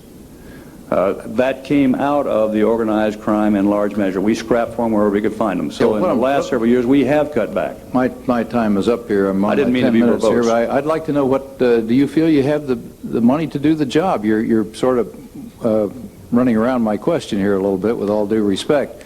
I want to know whether you have the money to do the job or not, and you need more cash to do it. We will need more cash to do it, and we will need more people. Like how much increase do you need? A fourth, a third, we are half looking again? at approximately 25% in terms of next in the 1990 budget. That's correct, sir. 1990 budget. How about this year? Are you funded this year a third under what you feel your optimum would be, or a half, or quarter, or what? Senator, you're of course extremely familiar with the budget process, and you know that we came forward through the Department of Justice with our budget request. If I had my wish list, and if I were to be able to undertake the implementation of the National Organized Crime Strategy now, it would require additional people and additional funding. That's correct. Well, I'm trying to work at this end of the avenue, get you some help, and I'm not getting an answer as to how much you need here exactly. Well, let me talk in terms of what we anticipate in 1990, because the 1990 estimate was, in fact, based upon the National Organized Crime Strategy. 222 agents and 110 support staff. That is what we anticipate will be required to enable us to do that. That's approximately a 25% increase, sir. Okay, thank you. My time. I appreciate your interest in that, Senator. Senator Childs. Thank you, Mr. Chairman. Judge, I want to congratulate you and the Bureau for the great success you've had in the PISA connections 1 and 2. Those certainly were major successes. Who, in your view, has control of the cocaine enterprise in the United States today? Does organized drug control have the greatest percentage? If not, is it the Colombian and Cuban cartels? How does that break down in your? Well, as you well know, they come from the sources in South America by and large. Right. And those are the Colombian, the Mexican, and the Cuban cartels. That's correct. Again, Mr. Ravel may be able to expand upon that, but that's my understanding. We've identified in excess of 100 Colombian organizations involved in the primary importation and distribution of cocaine. The Medellin cartel, that group that is most notorious, generally is involved in the primary supplying of cocaine to each of these organizations. In the United States, the Colombians provide cocaine to a number of other organizations which then distribute it throughout the United States and down to the local level. I don't believe there's any intelligence that we hold or that anyone else, including DEA, holds that there's any one individual in charge of this importation and distribution. It's multifaceted and multi-organizational operation. What influence have the increased presence of the Jamaican posses and the Haitian crack syndicates had on control of drugs in the United States? The Haitians are becoming primary distributors of crack. They've come into the United States, most of them with significant criminal records. They're extremely violent. They have an organizational apparatus. They call themselves posses. Many of them have been involved in drug production and distribution in Jamaica before they came here. They are a significant emerging factor. They certainly don't control the importation and distribution of cocaine into the United States, but they are a significant factor in its distribution, particularly in the form of crack. Associated with these groups, are they instigated from within or without? Are they part of just, how do they? They're primarily over turf, over who will control distribution in a particular area and or individual disputes over particular deals or operations. Well, as you know, we have, these people are aliens to start with. In addition to that, many of them are, as you said, very violent people, and many of them have been convicted of felonies here or have convictions in their country as felonies. I don't know that I heard you list it, Judge, but would it be helpful if we had laws dealing with alien felons as opposed to just aliens or criminal aliens, that we could then direct a swifter process from INS, whether we want to deport these people, whether we want to sentence them first and deport them, but to deal with them on a different basis than a typical alien.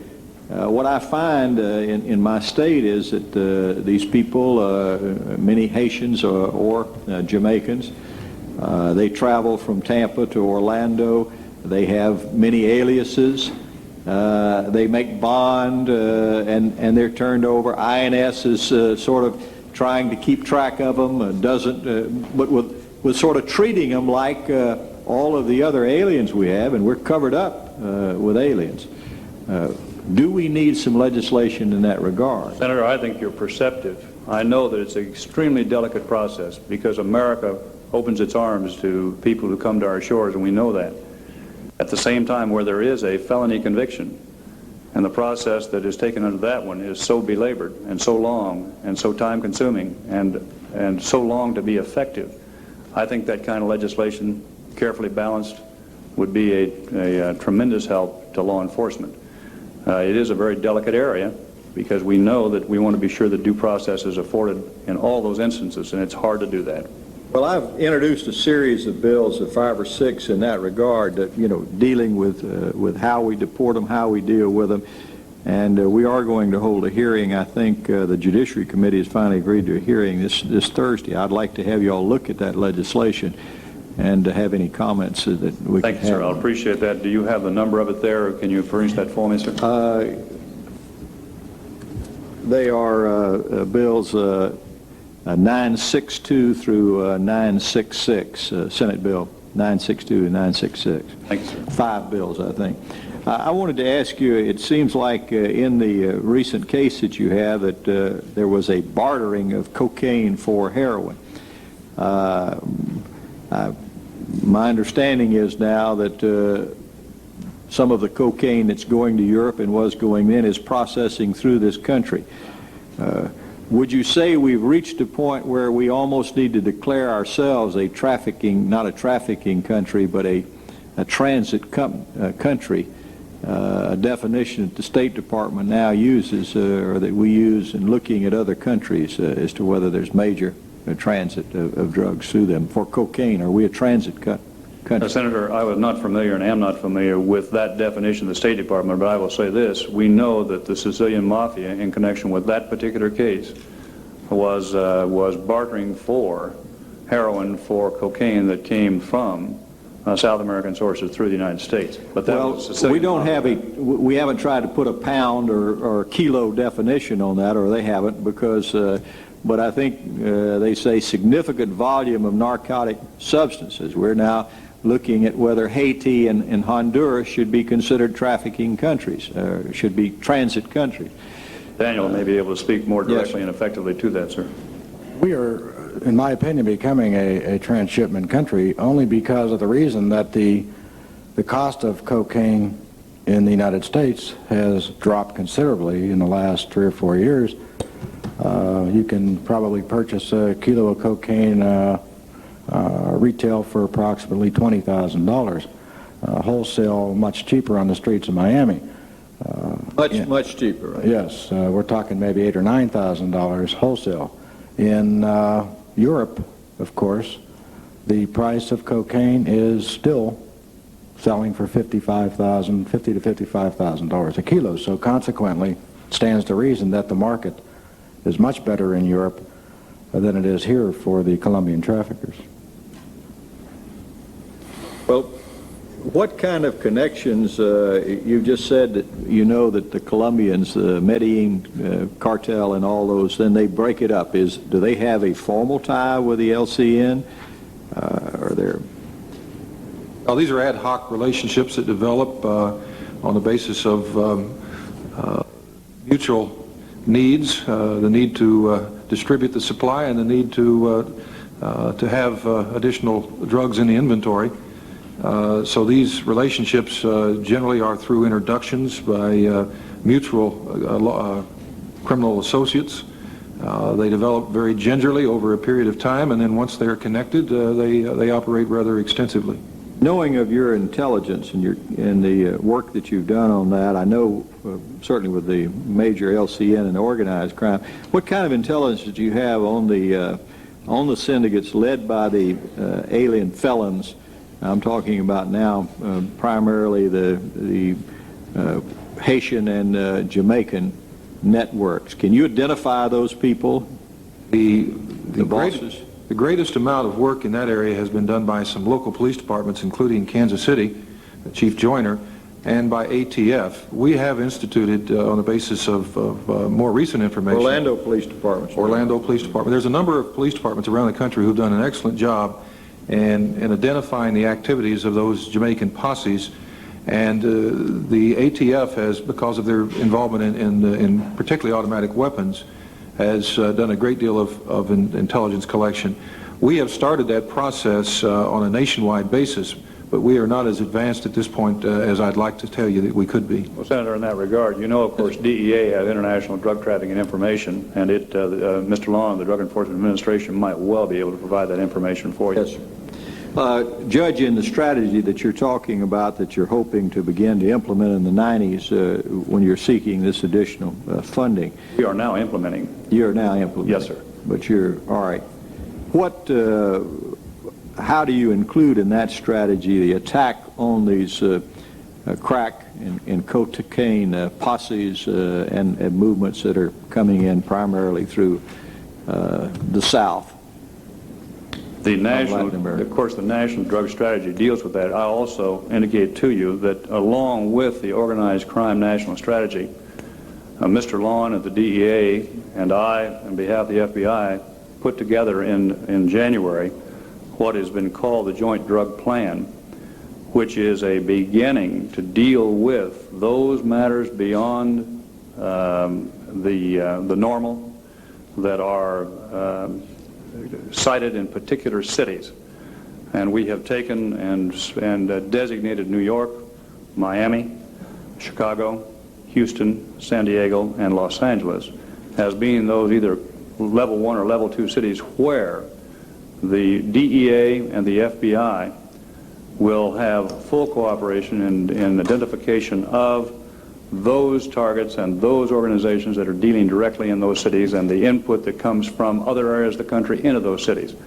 So we're hopeful that with that kind of intense gathering of intelligence and dealing cooperatively in those major cities, we will be able to have an impact on organizational structures which are dealing not only in heroin but in cocaine and in crack as well, and whatever else comes into our site that is being dealt with by major organizational structures. Judge, I know we think of, heroin as just always struck us as this terrible drug, but I think you now know that crack with young people is more devastating than anything we ever thought of with heroin. It is so readily available. Readily available, the ability with which it addicts people, and the terrible kind of addiction or that high that they will literally steal or kill for to stay up there, all make it, to me, the most terrifying drug that I've ever seen. And the ease, as you say, with which it can deal with. And so I hope we won't lose sight of that as we have to try to look at these key organized crime features, but trying to get control over how we can stop that in all of the small towns around this country, in my state and other states as well, and all of the school grounds, I think are just such a major, major problem that we What I probably said poorly, Senator, Yeah. was that I believe that it's incumbent upon every agency to apply to its jurisdiction the type of investigation or activity that can be most effective. Right. And the belief is that the Bureau's contribution can be at the stage that at the area that we're discussing right now, that is enterprise, organizational type of investigations, long-term, surveillance-intensive, where we can be effective at that level. We cannot do those, and street level as well. It is impossible. I understand that. I understand that well. I would like to have you make available to me what you can of that plan that you're talking about. I'd be pleased to do that. It may actually be part of the addition, but I'll be glad to give it to you and discuss it with you in detail, sir. Yeah. Thank you, Mr. Chairman. Thank you, Senator Childs. Senator Mitchell. Thank you, Mr. Chairman. Judge, I'd like to begin by inquiring about, in some more detail than we've had previously, about the policy or the attitudes of the LCN families toward drug trafficking. You touched on that briefly in your written statement, and I'll just read a few sentences from that and then ask some questions based upon that. You said, allegedly, major LCN figures ratified an edict prohibiting the involvement of LCN members in drug trafficking at the famous Appalachian, New York conclave on November 14, 1957. That was my understanding. LCN witnesses such as Angelo Leonardo and Vincent Cafaro affirm that the drug prohibition remains the rule in most, if not all, LCN families. However, the FBI intelligence base and court records identified 292 LCN members as having been engaged in drug violations. Of the 25 identified LCN families, 19 of them have at least one member who has engaged in drug violations. My question is, do you have any evidence, given the numbers of persons and families that are involved, of any change in the policy that was allegedly established back at that conference? That is, of a greater willingness on the part of the families to engage in drug trafficking? I cannot talk with it with specificity, but Mr. Daniels can. But I would say this: it's obvious that there's been a departure from that pact and that there are tremendous sources of income that are available to particular families, and given the opportunity, it's obvious they have departed. Mr. Daniel or Mr. Ravel may be able to speak with specificity. The LCN, Senator, going back to 1957 at Appalachian, wanted to restrict the members from the trafficking in drugs for two basic reasons. Number one, because I think they firmly believe, the old timers of the family believed that this was a scourge, that this was a plague. The second reason is, and probably more important, was that they understood the amount of heat that drugs at that particular time could generate from law enforcement. Now, since 1957, as we have testified to, we've had a change in the LCN as far as the membership is concerned, and we know that where there is money to be made, the members of the LCN will become involved in just about anything. Now, I think what we're seeing is that families, LCN families, are not as an entity involved in drug trafficking, but individual members of those families may be. And I think we have approximately 25% of those LCN members that we have identified in our organized crime information system. About 25% of those show activity in drug trafficking. But I think it's more or less on an individual basis and not as a family or an enterprise. But is it then fair for us to conclude that as the drug industry becomes larger, the problem becomes more pervasive, and the profits become larger, that we can anticipate continued and perhaps increasing involvement by LCN members in drug trafficking? Yes, Senator, I think you will. That poses the question then, which Senator Childs touched on, of the relationship between the LCN and other organizations engaged in drug trafficking, particularly the Colombian groups which the director referred to. Do you have any evidence that the cultural reluctance to admit into the LCN members of such groups is declining in any way, or do they remain wholly separate groups?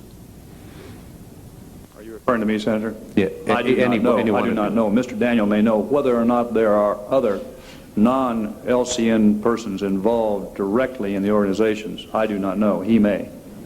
The LCN will and does coexist with these other groups and will cooperate with these groups.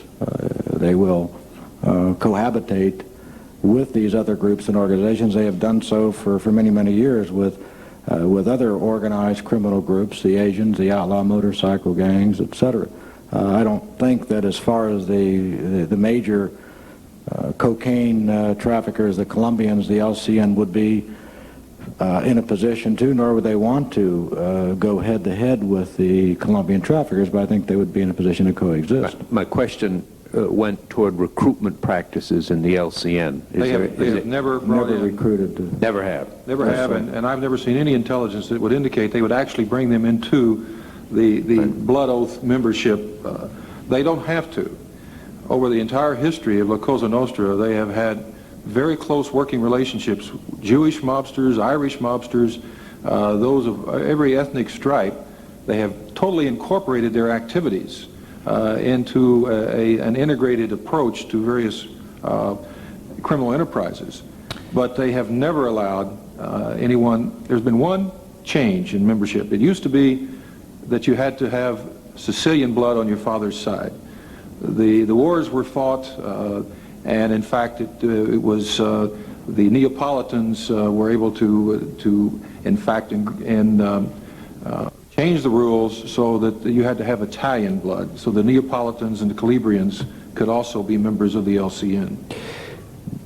Given those facts, the question that comes to my mind is how we best allocate our national resources to deal with these problems, particularly the effect of drug trafficking in this country.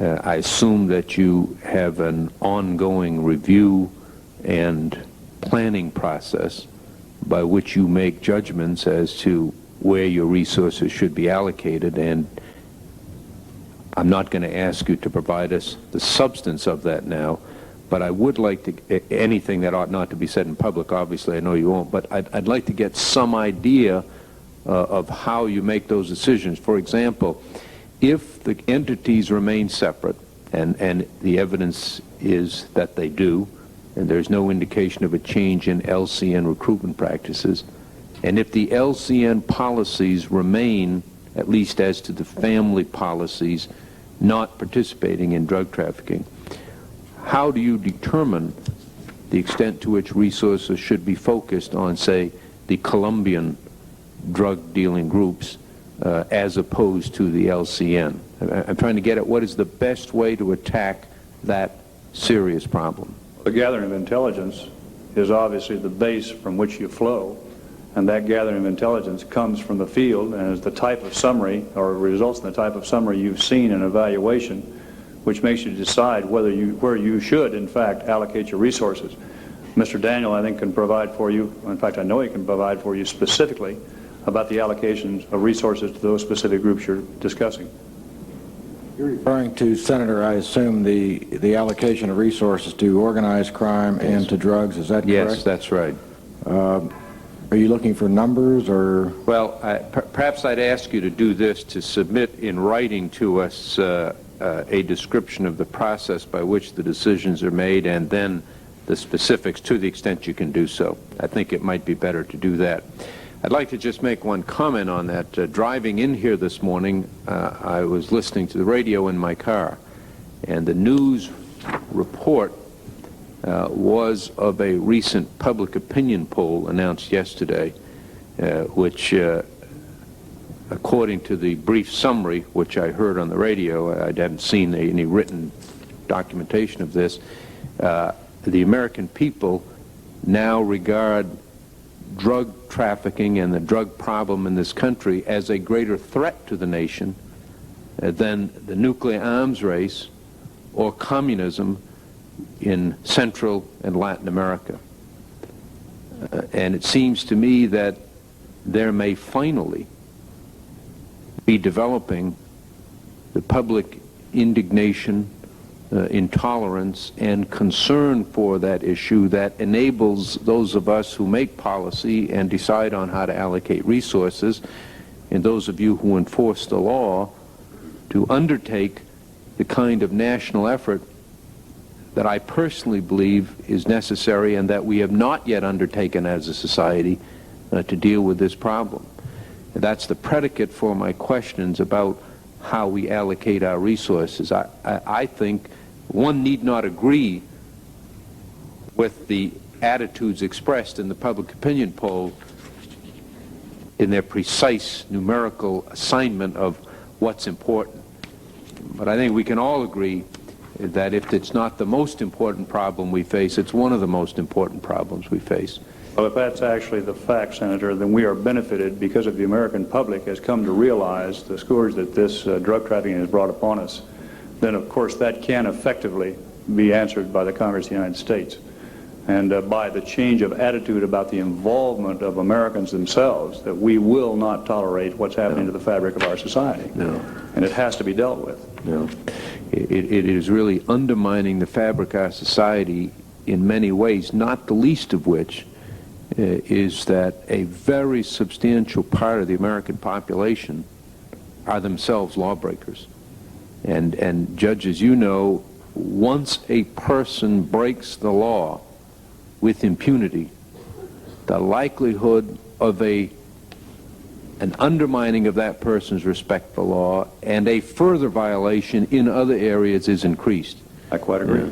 And it is without a doubt, if not one of the most serious problems we face.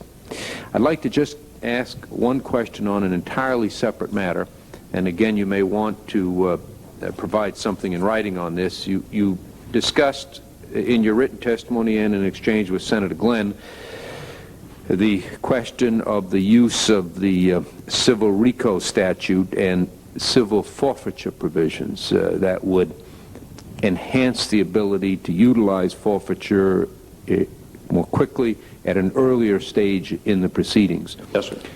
As you know, civil forfeiture is used in non-racketeering situations, and I'd like to ask, if you have not already done so, if you would have your counsel prepare an analysis of any problems that might be created for legitimate businesses if civil forfeiture provisions are added in those in which civil RICO is used that are unrelated to the type of activity here.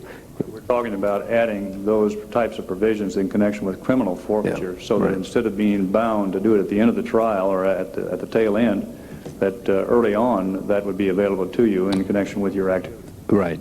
And if you could have your counsel prepare just a general analysis of what it is specifically has been proposed and what, if any, implications it has in other areas, that would be helpful to us in approaching that problem. Thank you very much, Mr. Chairman. Thank you very much, Senator Mitchell.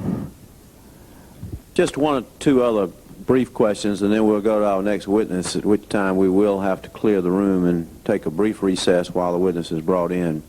Judge Sessions, I noted that no summary was submitted by the FBI office in Atlanta. There was no summary of that. And to what extent is the LCN present in Atlanta, and what are their principal areas of activity? I would ask either Mr. Revelle or Mr. Daniel to respond to that. I am not familiar with the summary either, sir. Mr. Revelle? I have an interest in Atlanta, as you might know. Right. We both The LCN is not a factor in Atlanta. From occasion, a member will have some business transactions or will transit the area. But we have not seen them settle in the Atlanta area like they have in the South Florida area, which, by the way, is the second largest concentration of LCN members in the country. We do see indigenous groups dealing with the LCN and with other organized crime groups, members of the old Dixie Mafia, some of the outlaw motorcycle gang members. Many of the old bootlegging organizations are directly involved in drug trafficking and associated criminal activities. So indeed there is organized crime. It just doesn't happen to be of the LCN type, and we are paying attention to the type of organized crime that does exist in Georgia, because it is heavily involved as a geographic area in the distribution of drugs, and it's also, of course, a significant economic area for the Southeast. So organized crime activity, yes. LCN activity, no. Thank you. Judge Sessions, I'll ask you this, and either Mr. Revelle or Mr. Daniels could give their view on it also. Both the FBI and the Labor Department's Organized Crime and Racketeering section have jurisdiction over criminal investigations in the labor racketeering area. In the past, we've had a number of occasions to have information to our subcommittee that these two important law enforcement agencies are not cooperating. Could you address that now? I'd be pleased to do that. Senator, if I might go back and discuss what I call days of yore. I know that as United States Attorney, it was always very difficult where two agencies had jurisdiction over the same subject matter to be able to be sure that they were able to effectively carry out the responsibilities without interfering with each other. And when they interfaced, there were often problems because they were both pursuing the use of tactics and investigative undertakings that brought them head-to-head with use of informants, that involved them with undercover operations, that involved them with buy and search operations, where they would come into confrontation and realize that one or the other of them was endangered. I think that the same principle is at play here.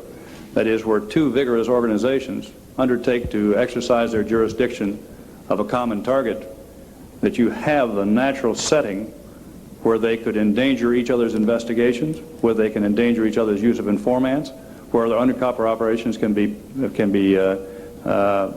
destroyed or effectively nullified, where surveillance techniques, both wire and otherwise, can become involved with less than effective investigation. In other words, there are just many areas that breed that. And I know that when the Labor Department pursues theirs vigorously and the FBI pursues theirs vigorously, there can be cooperation but there also can be very difficult circumstances that don't really translate in terms of turf, but to actual investigations that are ongoing. And I think either Mr. Revelle or, well, Mr. Revelle could speak to that, I think, specifically. Mr. Revelle? Well, Senator, you know, I've been before you before when this was discussed, and Right. we, subsequent to that, have worked out an MOU with Brian Highland and with the Labor Department. I think that across the country we have a very supportive relationship. We had a problem in Philadelphia, as you know, and I think we have overcome that. We had some problems in Cleveland, and I believe those are behind us as well. I think that we have a mutually supportive relationship. I do believe there's a great deal to be said about not mingling jurisdiction. We certainly know that the Labor Department brings a great deal of expertise into the fight against labor racketeering, and we need to ensure that expertise and that capability is fully integrated into the pursuit of labor racketeering. I'm not sure that the way to do that is to commingle jurisdiction. I think that we can better work through MOUs to complement each other rather than to have conflicting responsibilities. Are you working on any MOUs now? We have an operational MOU between us now. Have you had many or any joint investigations Yes. in the last couple of years? Yes, sir, a number of them, and we'd be glad to report those Could to you furnish those for the record? Yes, I'd be glad to. We have a number of other questions that we'd like to submit to you for the record. We could go on for several more hours here, but we've got to go to our other witnesses. Judge Sessions, do you have anything you want to say in closing? No, except to say that I'm privileged to have been here. I'm delighted that you're pursuing this matter with us, and we'll look forward to cooperating with the committee, sir. Thank you. Senator Childs. Thank you, Judge Sessions, Mr. Revelle, Mr. Daniels, for your splendid cooperation and your very helpful testimony. Thank you, sir. Mr. Keeney, we're delighted to have you today. We're sorry that it's taken longer. I know you've been very patient and waiting for your turn to come as a witness. We swear in all the witnesses before our subcommittee, so I would have you and whoever you have with you. Good. Good. We're glad to have both of you. Chief of the Section, Organized Crime and Racketeering Section. Glad to have you. You swear the testimony you give before the subcommittee to be the truth, whole truth, nothing but the truth, so help you God. I do. Thank you. Senator, I know you're running late, and we'd be very happy to just go right to the questioning if you prefer. Why don't you give us a brief summary? We don't want to crowd you that much. If you could summarize, we'll make your complete statement part of the record. I've already congratulated the Department of Justice and the FBI this morning in my opening statement for the initiatives you've had in the last few years. And so I again repeat that I think you have undertaken a number of initiatives. You've also utilized the law better in recent years that's already existed, like the RICO statute, electronic surveillance, and so forth. So I won't go into all of that, but again say we appreciate the Justice Department's efforts. We think there's a long way to go, but we've come away, and we also appreciate very much your splendid cooperation with this subcommittee in preparing these hearings. Thank you, Mr. Chairman. Mr. Chairman, in our statement, we've set forth briefly the successes we've had, and you've discussed those with Director Sessions. We've discussed in some respect where we're going, expanded use of civil RICO. We've also discussed our concern about the emerging criminal groups, primarily the Asian groups, and we and the Bureau have conducted a study on that, and we're about to mount some pilot city projects in order to determine whether or not we should be more deeply involved in Asian organized crime. At the same time, we realize that we cannot let up on traditional organized crime. It comes through from the hearings today that if we don't keep after organized crime and keep hitting them, that the organization is resilient and that it will bounce back. We've outlined some of the uses we've made of civil RICO, primarily in the labor area. We plan to continue with those initiatives, and we plan to use civil RICO in any fashion that we can. We think it's a very effective tool. We're very appreciative of what the Congress is doing now with respect to the amendments and taking seriously the recommendations. They're few in number that we have suggested to make the RICO more effective. Finally, Senator, I'd just like to say this in all sincerity. we thank you very much. We thank the Congress. You've done wonderful things for us in the enforcement community. You've given us the immunity statute, which is a tremendous weapon. It hasn't been discussed here much, but when you take the immunity statute, you add to that wiretapping, you add to that the RICO statute, you add witness protection, and you add what you've done recently in the money laundering area. We couldn't, we'll probably come back and we're going to ask you for a few things, but you've done an awful lot, and from those of us in the law enforcement community, we're very grateful, sir. Thank you very much. Mr. Margolis, do you want to add anything? We're delighted to have you here today. Elna Hill tells me you're her boss, former Emeritus, boss, Mr. Chairman. in years past. I think Mr. Keeney summed it up very well, Mr. Chairman. Thank you.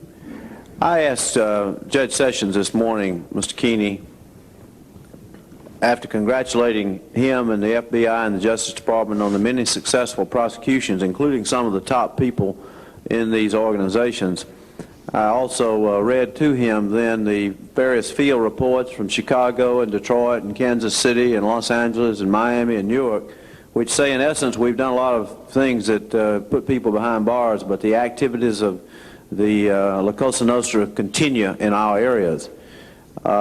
Judge Sessions acknowledged there were continuing problems, but said that he believed he had the tools to do much more in the future.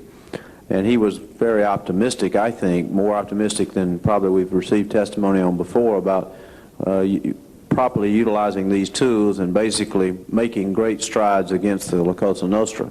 How would you respond to that same general inquiry that these field officers out there feel that even though we've had a number of successful prosecutions, it's generally business as usual? The street operations are still ongoing, Senator. That's true.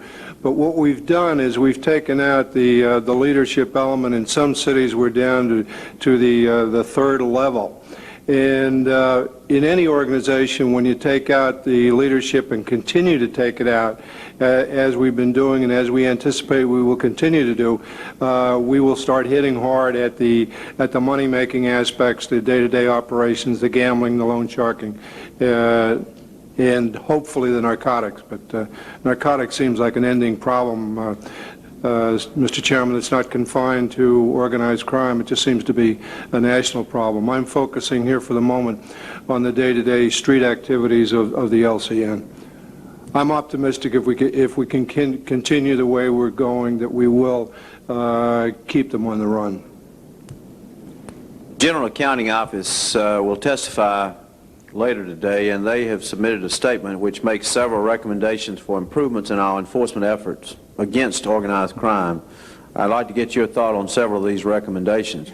GAO has identified certain industries which are particularly vulnerable as they view it to the LCN, including land transportation, construction, and garment manufacturing. They find that what they call imaginative restructuring of these industries by industry and labor is necessary to eliminate LCN influence. Have you happened to see this recommendation yet? Yes, I've seen that. Did you give us your reaction? Yeah, we don't really disagree. I mean, the President's Commission on Organized Crime made similar recommendations, but the way we've operated, and I think it's been spelled out here a little bit today, is that we've been focusing on the organized crime groups, and while we focused on the groups, we've come out with a lot of industries where there are real problems, like the cartage industry at JFK in New York, the wallboard, drywall industry in New York. The frauds that are being perpetrated by organized crime in the gasoline industry in New York.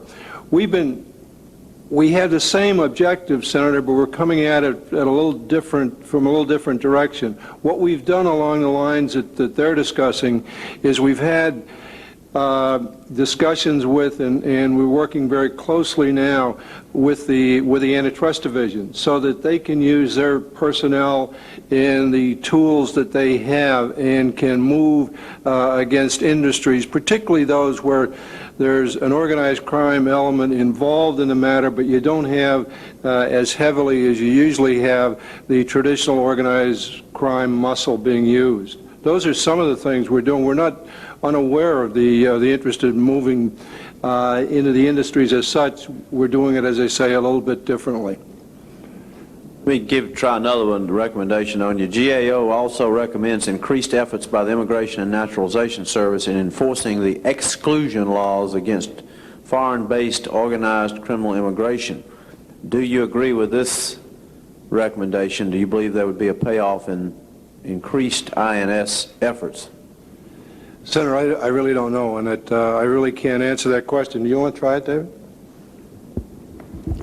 Well, as to LCN members, Senator, they've been in the country for a long time. Many of them are naturalized citizens now. As to the newer groups, whether they be Asians or Sicilians, efforts at keeping criminals out would certainly be welcome. And I know it's done now. Of course, nobody ever comes up and says, I'm a member of the Sicilian Mafia. I'd like to be a citizen of the United States, do they? I mean, it takes a lot of investigative and intelligence coordination for INS to be able to have this information. That wouldn't be part of that jurisdiction normally, would it? I don't believe so.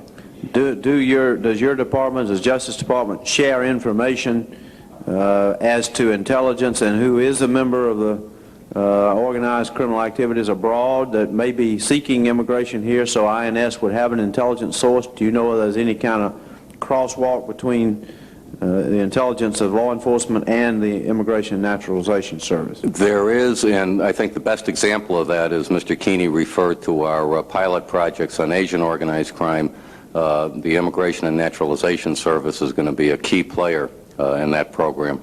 Has that been ongoing for a long time? Is that something new? That's something new, Senator. Well, in the past, have we had a crosswalk between intelligence, identification of organized criminals abroad, and the INS, or is this something that's just coming? I think it's existed in the past. Obviously, there could be more of it and should be more of it. And on this Asian program, I think we'll see more of it. Well, I think we ought to pose the same questions to INS and see. Senator, one point before we leave that. To the extent that we've had the intelligence, we've shared it. We do have INS representatives, particularly on our strike forces, particularly in the border areas, Detroit, Buffalo, and so forth, and they've worked out well. And we are, as Dave suggested, looking forward to working more closely with them with respect to organized crime, where their expertise will be extremely useful. Thank you, Mr. Keeney. The GAO also stressed the use of both criminal and civil RICO on other unions, and GAO recommends similar government efforts against the Laborers International Union of North America, the Hotel Employees and Restaurant Employees Union, and the International Longshoremen's Association. How do you feel about that recommendation? Well, we think that's a good recommendation. Those are particular entities in which we've been interested in for quite a while, Senator. And those are the same organizations that were recommended for emphasis by the President's Commission on Organized Crime. You also feel that you have available civil RICO against this kind of activity? Yes, sir. We do. And on civil RICO, here I'll put in a plug. There's one area where the Congress could be helpful to us. We've got a split in the courts as to whether or not the government is an entity. The federal or state governments are entities which can bring treble damage actions. If the RICO statute is amended and that were included in it, it would be helpful to us. But it's a statute, Senator, which can be very effective. We've learned that in the 560 case and the 5 or 6 other cases. We intend to build on our successes there. And you'd like to see it amended to clarify that particular part? Yes, sir. There's several amendments that we've proposed, and that's one of the particular. Have you testified on that before judiciary? I've testified not in the last year, but I've testified previously before it. Yes. The committees are aware of that recommendation? Yes, sir. The committees are aware. Committees of jurisdiction? Yes, sir. The RICO provisions were enacted in 1970, but the first civil RICO lawsuit was not filed until 1982, 12 years later. Can you tell us why it took so long to start utilizing civil RICO? Well, Senator, first of all, we moved in the criminal RICO area, and we moved fairly slowly there. It was a complicated statute. We had to go through a learning process, which we developed, and then we were very careful in the type of cases that were brought under the statute. Because the statute was subject to interpretation, we wanted to make sure that the case law developed favorably from an enforcement standpoint. For that reason, we were very careful in the number of cases we brought and the type of cases we brought. And if you look at the cases that have been brought under that statute, there were very few bad cases brought. That was because of our slow approach. We did virtually nothing with civil RICO for a number of years, and again, we're going through the learning process. In the 560 case in Newark, we ran a pilot situation, and we think we've mastered the statute, and we think we're going to be able to use it more effectively. If the criticism is that we move slowly, it's valid criticism, Senator. Private parties are also entitled to sue for relief under the civil provisions of RICO. Do you know of cases where industry members or associations or, say, union members have brought private suit under civil RICO? Offhand, I don't. Do you, David? Yeah. This is Paul Coffey, Chairman Nunn. He's our expert on RICO, both criminal and civil. Would it be all right if he joined us? Certainly. Let me give Mr. Coffey the oath here. You swear the testimony you give before our subcommittee to be the truth, whole truth, and nothing but the truth, so help you God. I do. Thank you. We'll just pose that question to you. Do you know of private civil RICO efforts by associations, members, or union members? I believe the members of Local 507 in Cleveland have brought a civil RICO alleging that funds provided to alleged ghost employees belong to the membership, and I think the plaintiffs in that suit have sought the return of those funds. But those matters are involving other litigation at this point. They're pending now, they haven't been I concluded. believe it is. I believe that suit is still pending in Cleveland. Any other instances you know of? I believe there are one or two other instances, but that's the only one that comes to mind. Could you, if you have that information, could you furnish it for the record? Yes. Your statement, Mr. Keeney, mentions the success of the UNIRAC investigation of LCN influence. We had a set of hearings on that after it had occurred, after the investigation and a lot of the successful prosecutions had occurred. Looking back on that now, what has been the result of those UNIRAC investigations, particularly as far as the ILA is concerned and the shipping industry? Well, I think we cleaned up the situation temporarily, but as we've been learning in these hearings, and when you clean these things up, it isn't permanent. We have to be vigilant, and as I say, the ILA is one of the organizations we're looking at right now. You are in the process of following up on that? Yes, sir. So you don't just cure the problem, and it doesn't necessarily stay cured. Is that what you're saying? That's exactly what I'm saying, Senator. We've been told the LCN, the La Cosa Nostra, is changing. We've been told that there's a new breed of soldier, greedier, higher profile, less disciplined, more prone to violence. Do you agree with that? I think it's true in some areas of the country, in some of the major cities, that some of the younger people are less disciplined. They don't have the seasoning that some of the elder dons had, who moved very slowly and carefully and tried to maintain a fairly low visibility. In some areas of the country, we have the leadership almost looking for publicity. I mentioned to Judge Sessions this morning the pattern of non-cooperation between the Labor Department's Organized Crime and Racketeering Section and the FBI over a period of time that have come to our existence, or our attention. Is Justice Department top officials and Labor Department top officials working this problem? Are you trying to instill more cooperation, iron out problems? Yes, sir. That's been a matter of considerable concern to us. Mr. Revelle mentioned the memorandum of agreement or understanding, which is a step forward. We've had some problems which we've addressed in particular communities, most particularly Philadelphia, where the situation between the two agencies was not good at all. And that, the last time we sat down with Philadelphia, the situation seemed to be extremely good. As a matter of fact, I couldn't believe what I was hearing, but some of the rough spots have been ironed out. We've tried to help, too, Senator, in what we've been working with the Labor Department, and we worked out an arrangement where, and I know you're very interested in this, whereby we have a trial deputation program where labor people were given what they've been seeking, full law enforcement authority for a trial period. And we will continue to work with them in that regard.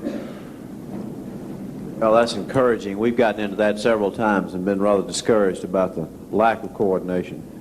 Your statement cites the Justice Department Organized Crime and Racketeering section as responsible for coordination of the organized crime program, a role which, as I understand it, has rested with that section for many years. On January 2nd, 1988, Attorney General Meade signed an order directing new and expanded initiatives in the federal organized crime effort. As I read the order, it really addresses primarily the division of authority between the United States Attorney and the Justice Department Organized Crime Strike Forces. As I understand it, it greatly increases the role of individual U.S. attorneys in strike force cases, including such areas as the initiation of investigation, wiretap requests, all major investigative steps, including search warrants, and the determination of the composition and duties of the litigation team.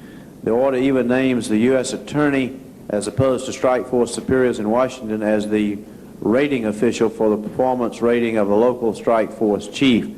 Regarding that order, I'd like to ask both you and Mr. Margolis, Chief of the Organized Crime Section, a couple of questions. First, is this order and the increased authority which it gives to individual U.S. attorneys consistent with the strike force responsibility for coordinating organized crime matters? I'd like to get your personal views on this. My view would be it is consistent, Chairman Nunn. We have the strike forces have been in the field now for 21 years. They've been very successful. They're established. There's been some tension between between some United States attorneys and the strike forces because to a limited extent they're competing.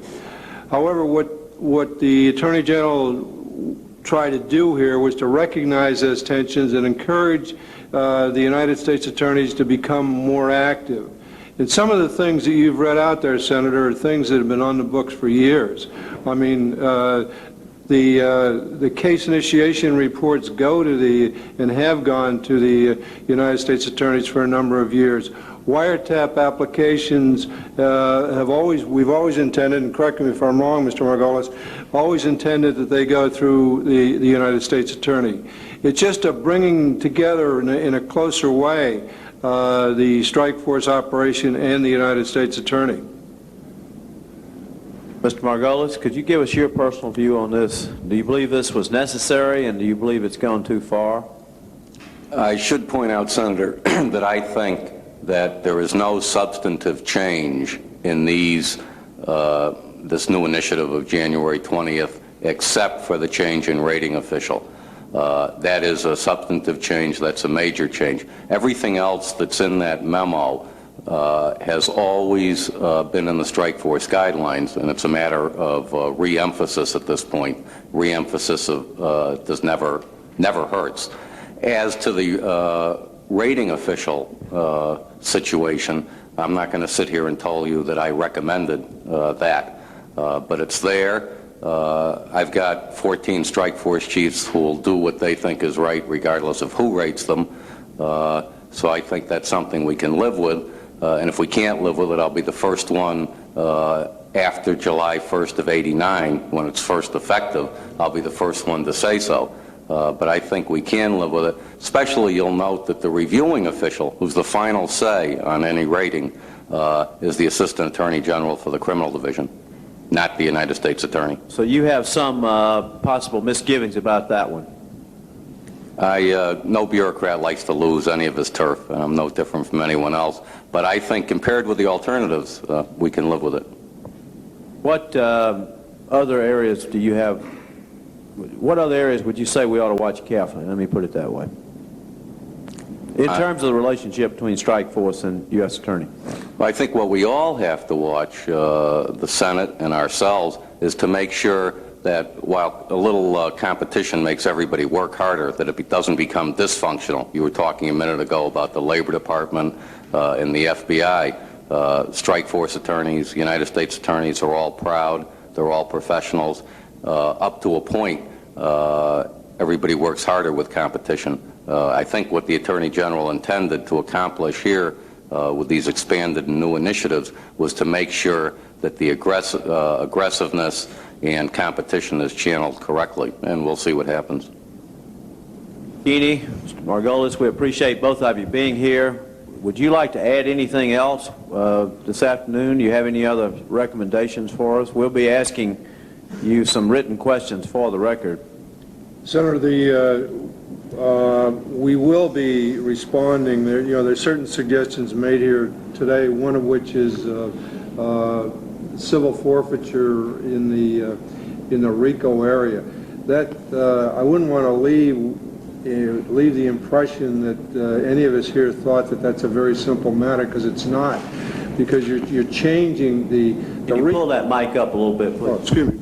The RICO statute is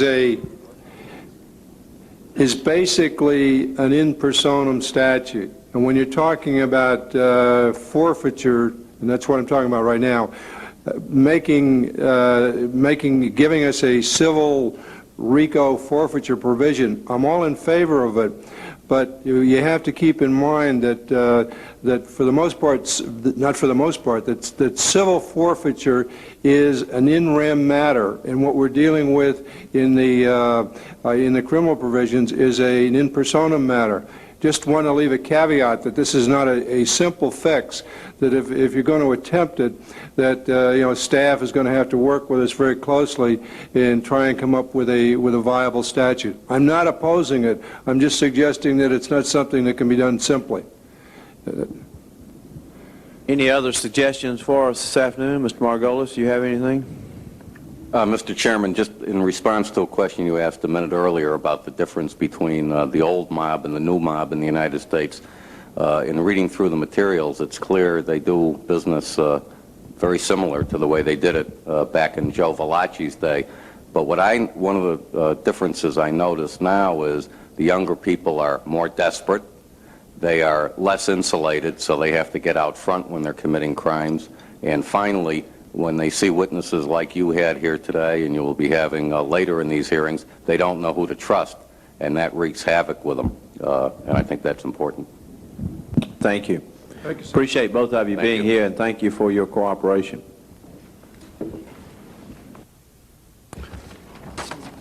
Our next witness is Mr. David C. Williams, Director of Office of Special Investigations of the General Accounting Office, accompanied by Mr. Donald J. Wheeler, Mr. Wheeler is the assistant to the director, and the special agent who will be accompanying them is Mr. Thomas Sihansky. I'll ask all three of you, if you would, to please hold up your hand before you get comfortable here, and let me give you the oath which we give to all of our witnesses. You swear the testimony you give will be the truth, the whole truth, and nothing but the truth, so help you God.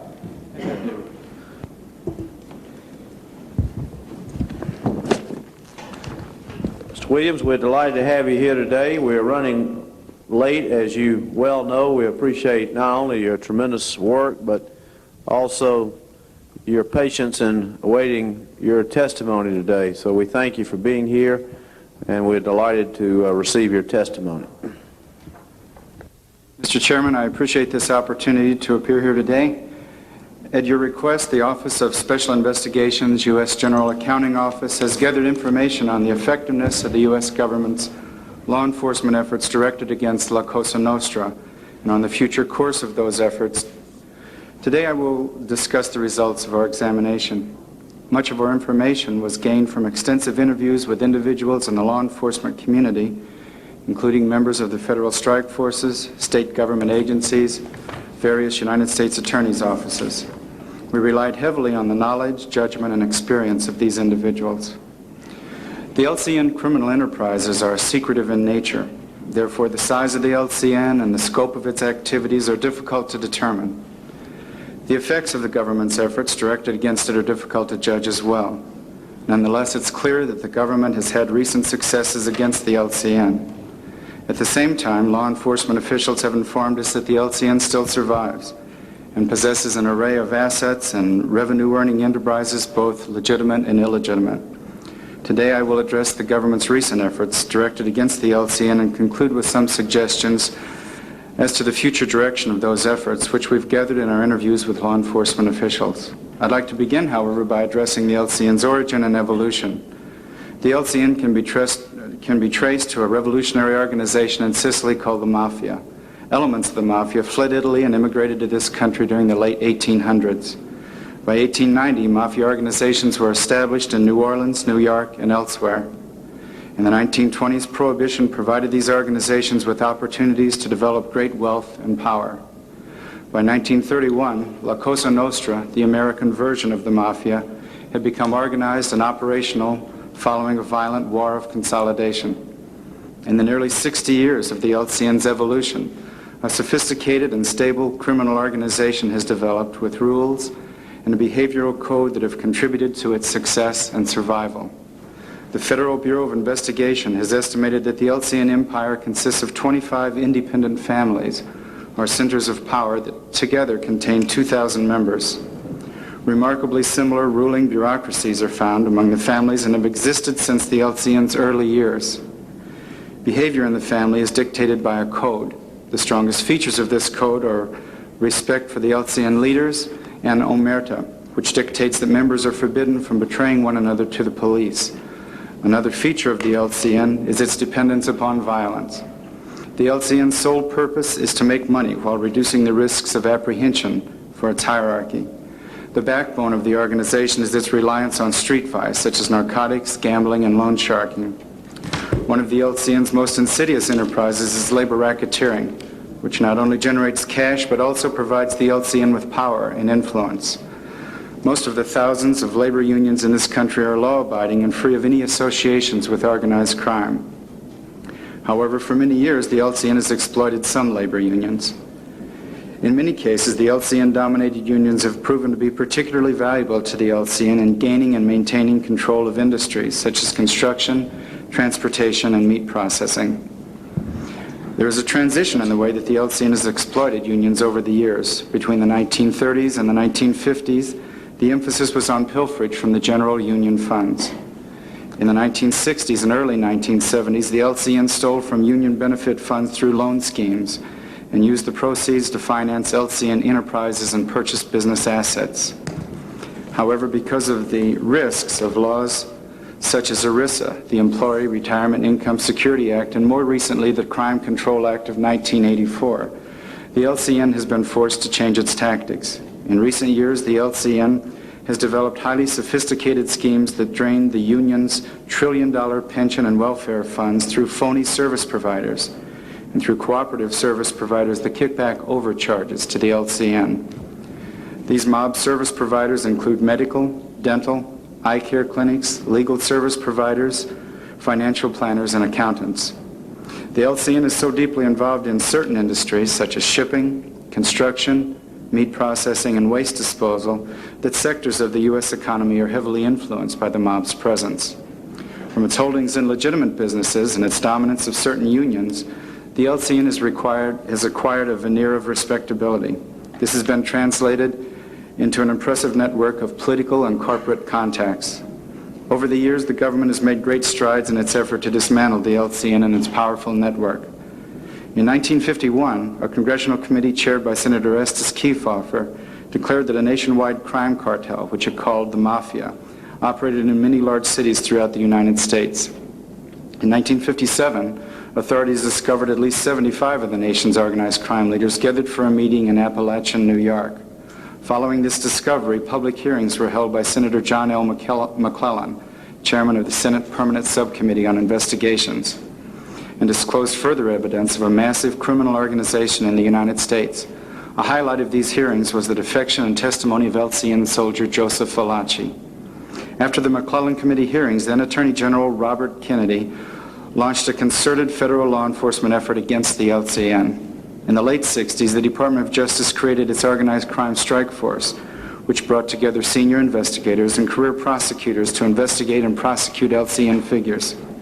At the same time, Congress began designing legal tools to combat organized crime, such as the Racketeer Influenced and Corrupt Organizations Act, known as RICO. These legal tools, however, were not always put to immediate use by the government. Despite the passage of RICO in 1970, prosecutors proceeded cautiously, and criminal indictments of high-level LCN figures under RICO did not occur in significant numbers until the 1980s. The first civil RICO lawsuit was not filed until 1982, a full 12 years after the Act's passage.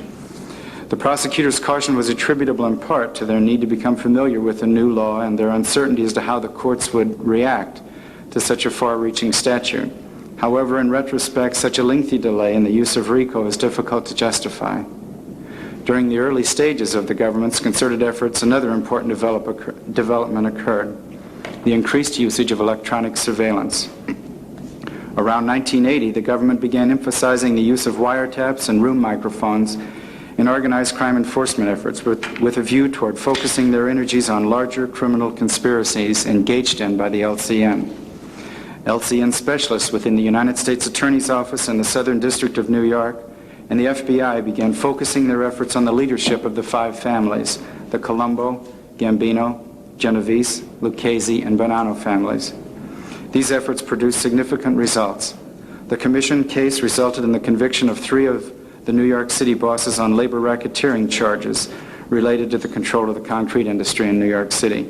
The Pizza Connection case resulted in the conviction of 17 individuals on charges related to trafficking in heroin in the United States and Sicily and the laundering of $25 million in profits. Further west, 2 FBI strike force operations, Pindorf in Chicago and Strawman in Kansas City, led to the conviction of members of the Chicago family, as well as LCN leaders in Milwaukee and Cleveland. Both investigations concerned the Teamster Central States Pension Fund in Chicago, and in particular the use of the fund to provide the LCN with secret ownership in real estate and businesses, especially in the casino industry in Las Vegas. Between 1983 and 1986, over 2,500 LCN members and associates were indicted.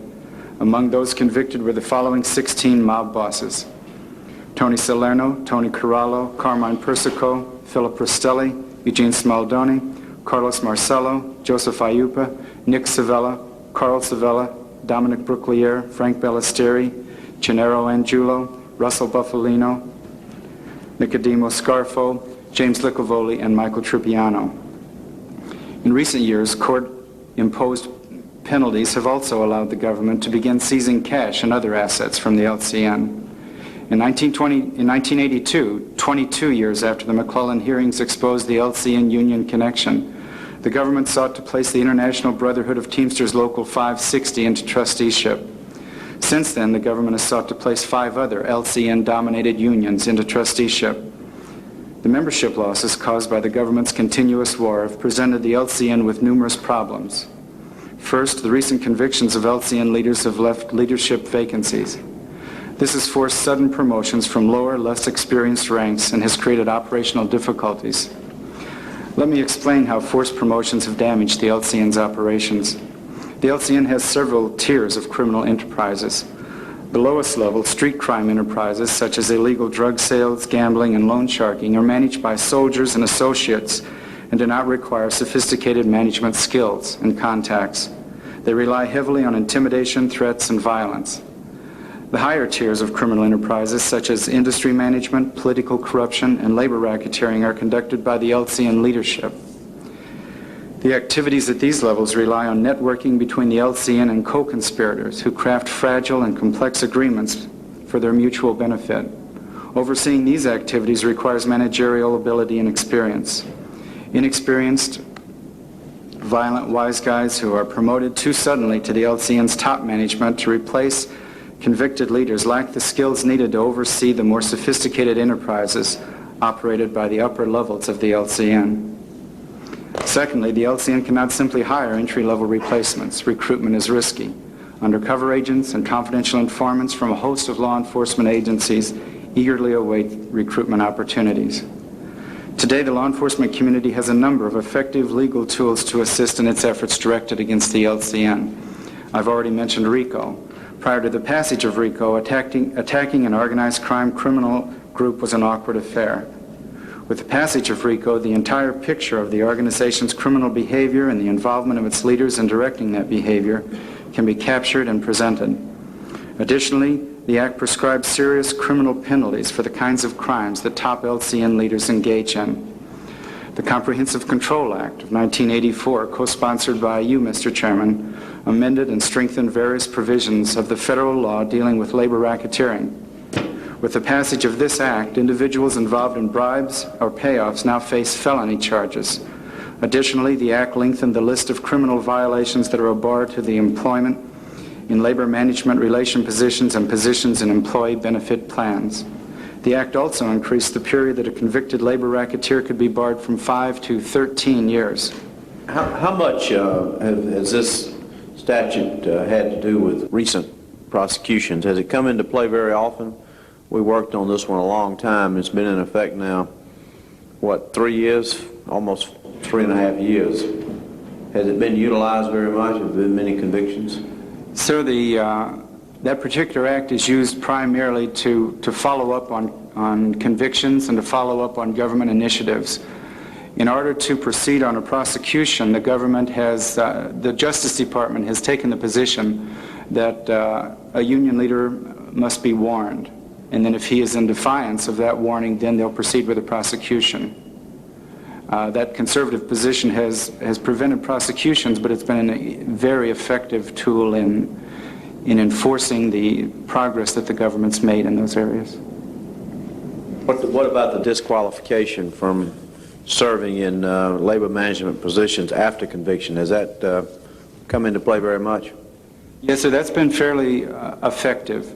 The Department of Justice, primarily because of resource limitations, does not make routine notifications of labor leaders when they're convicted and corrupt management officials.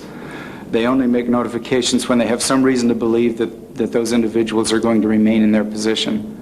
The Office of Labor Racketeering makes routine notifications because of their fear that people will remain in the positions.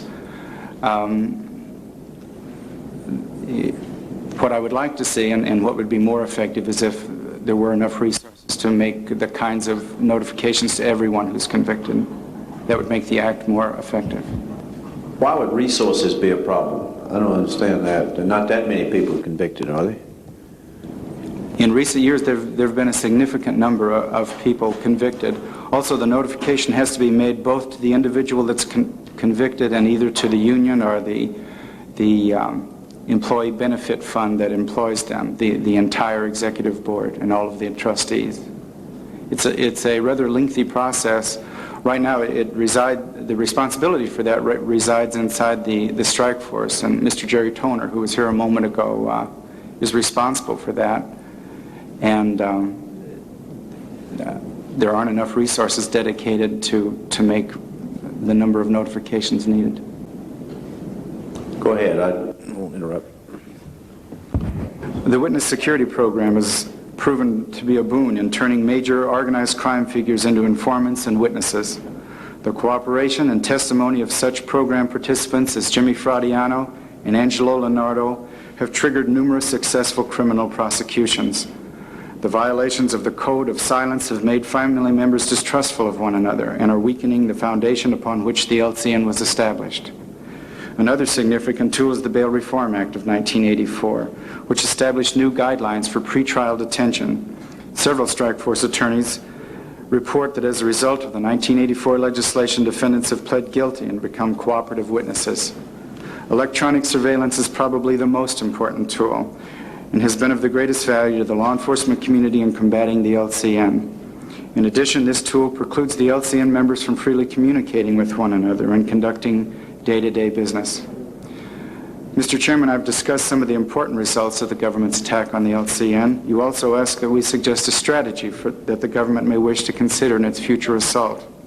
Law enforcement officials have made various suggestions to us during our discussions with them regarding a future strategy to combat the LCN and other organized criminal groups. Based on those discussions, we offer 7 suggestions.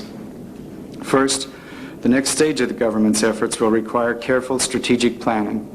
A well-thought-out plan should establish objectives, assign responsibilities, and allocate the government's finite resources. The current strike force planning vehicle, the National Organized Crime Planning Council, could be expanded and intensified to accomplish this. Second, our interviews suggest that the industries vulnerable to the LCN's influence, such as the waterfront, land transportation, construction, and garment manufacturing, may require sophisticated, imaginative restructuring by industry and labor experts if we're to make permanent progress in eliminating the influence of organized crime in those industries. Third, the Department of Justice should begin using the new legislative tools as quickly as possible, such as the new Money Laundering Control Act, which is directed at the money laundering services so necessary to the LCN. Focusing on the LCN's money laundering services directs the government's efforts at the wealthy upper hierarchy of the LCN.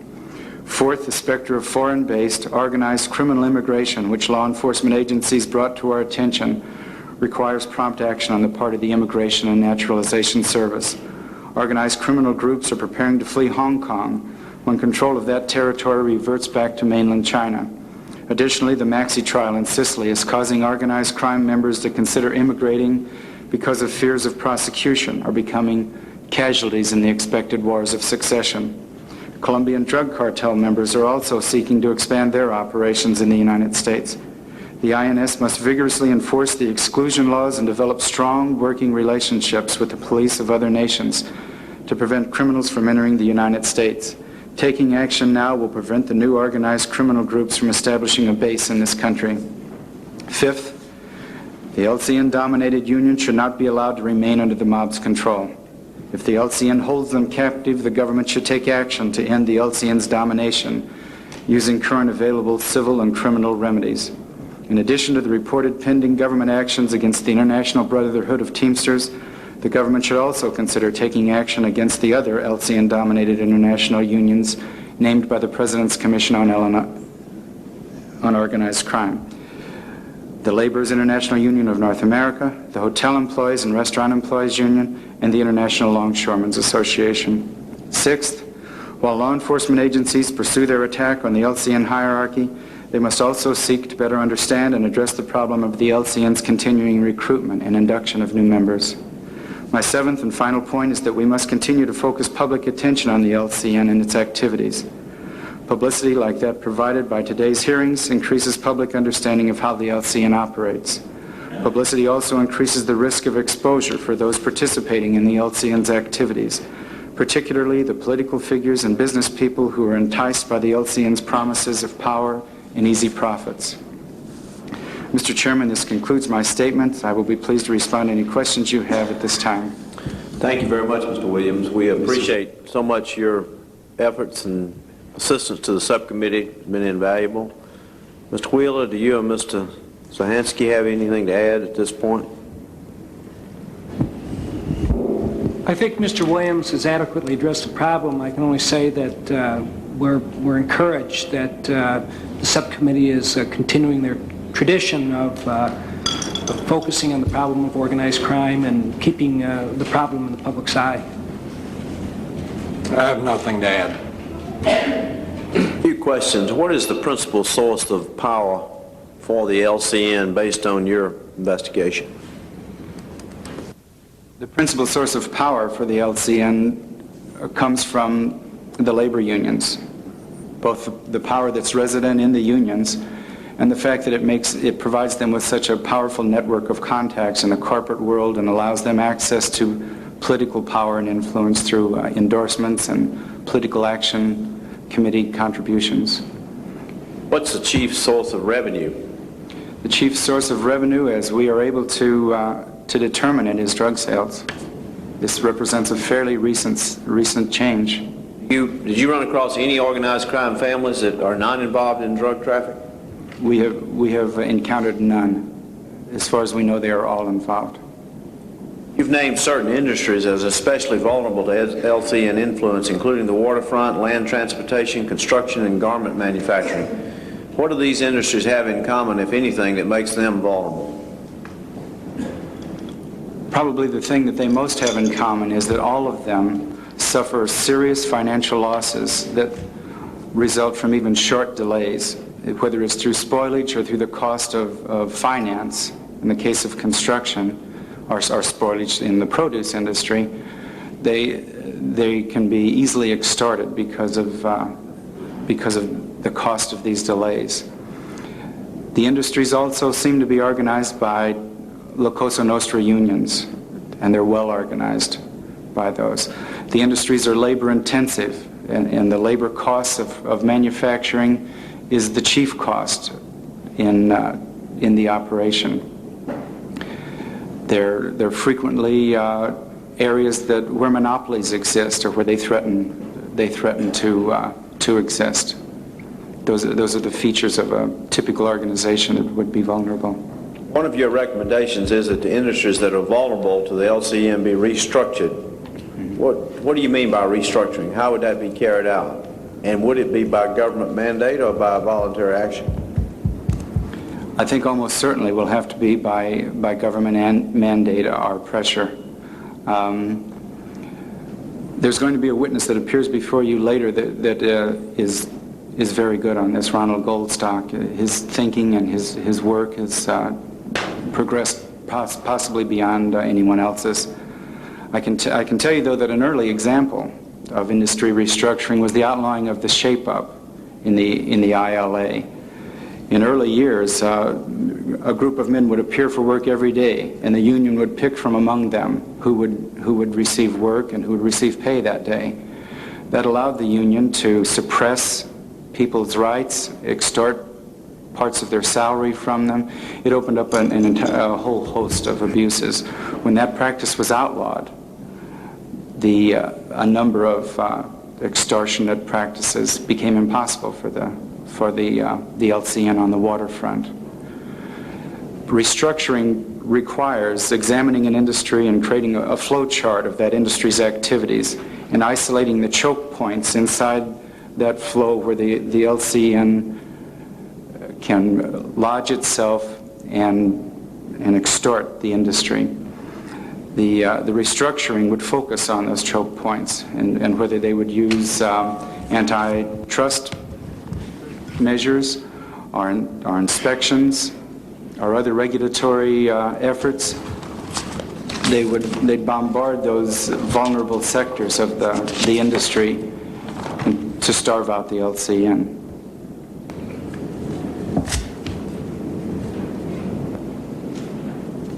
You trace for us the LCN's involvement in narcotics. You say now that's the biggest source of their revenue, but at a certain period of time they were not involved to any great degree. Is that correct? And what changed, if anything?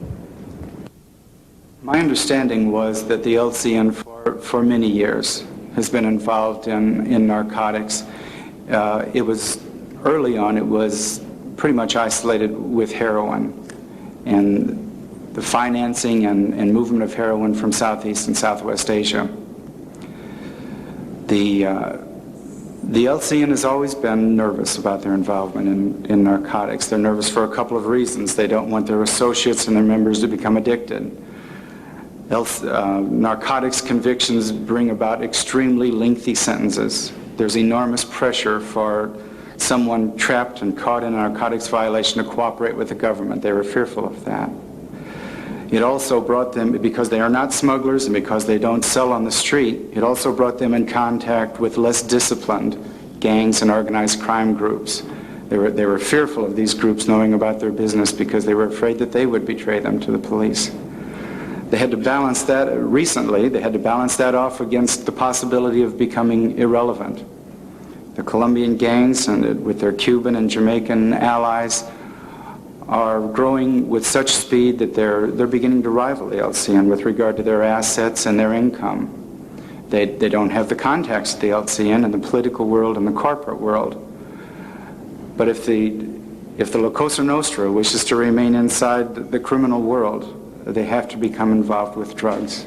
It's too big and it's too much the premier industry. We've heard for years about various members of the LCN being at war with each other, murders, so forth, battles for power. We don't hear much about the LCN being involved in battles with emerging crime groups, other types of groups that are involved in narcotics, whether it's Chinese group, Japanese group, Irish group, any other group.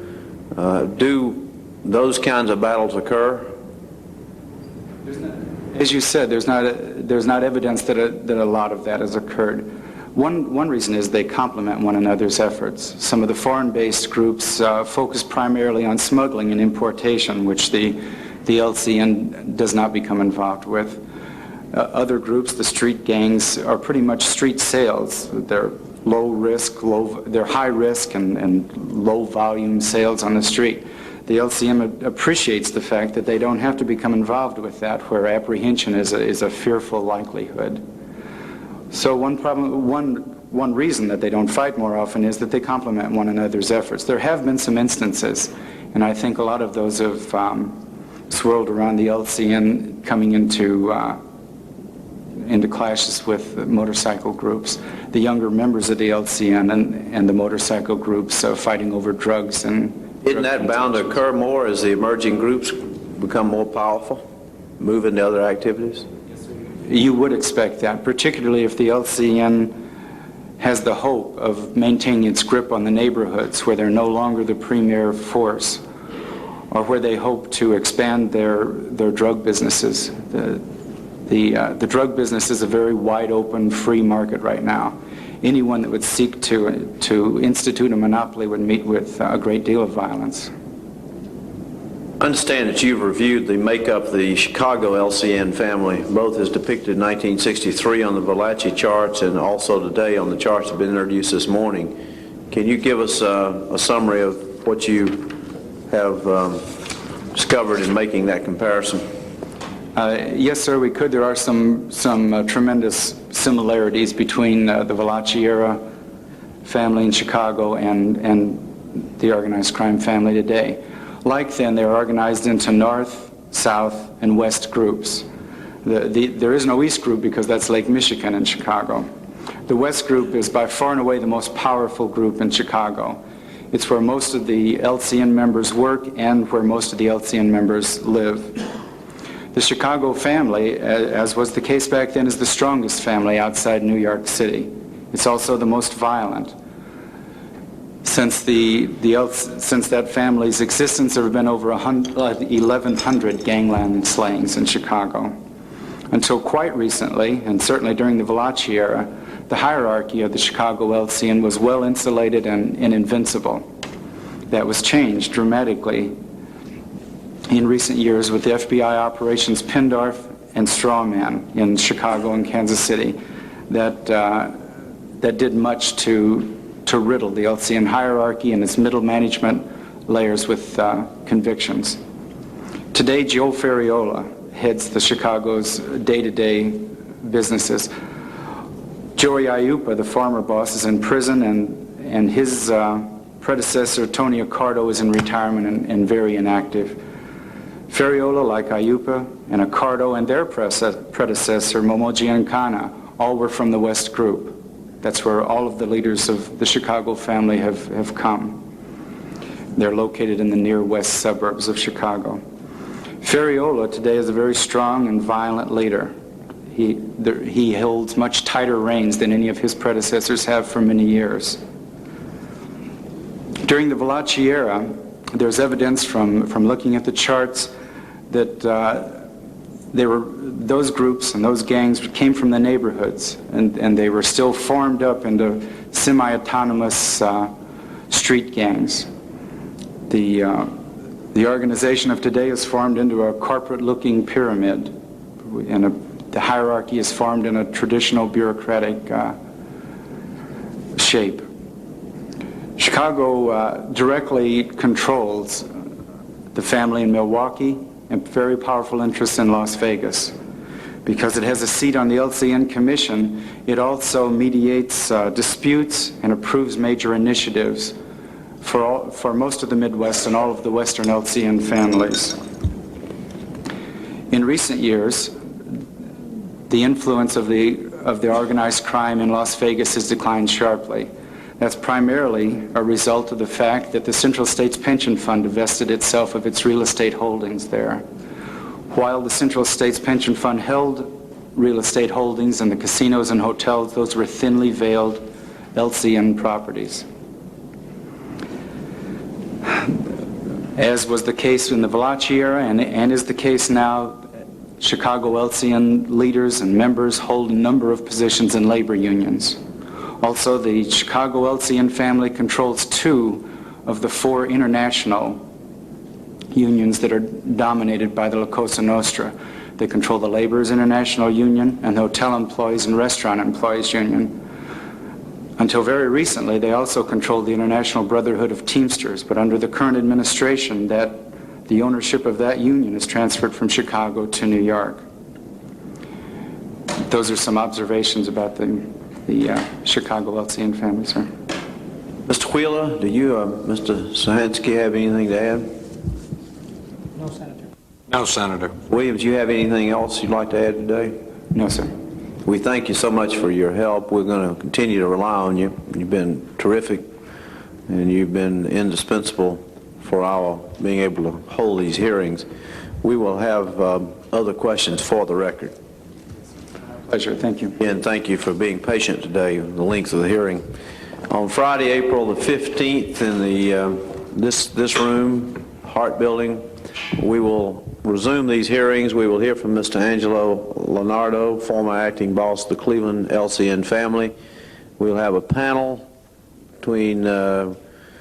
among James Ahern, special agent in charge, and some of his people from Boston, Massachusetts, Mr. Joseph Griffin, special agent in charge, Cleveland, Ohio, Mr. Robert B. Davenport, special agent in charge in Kansas City, Missouri, and our final witness will be Mr. Frederick Martins, executive director of the Pennsylvania Crime Commission.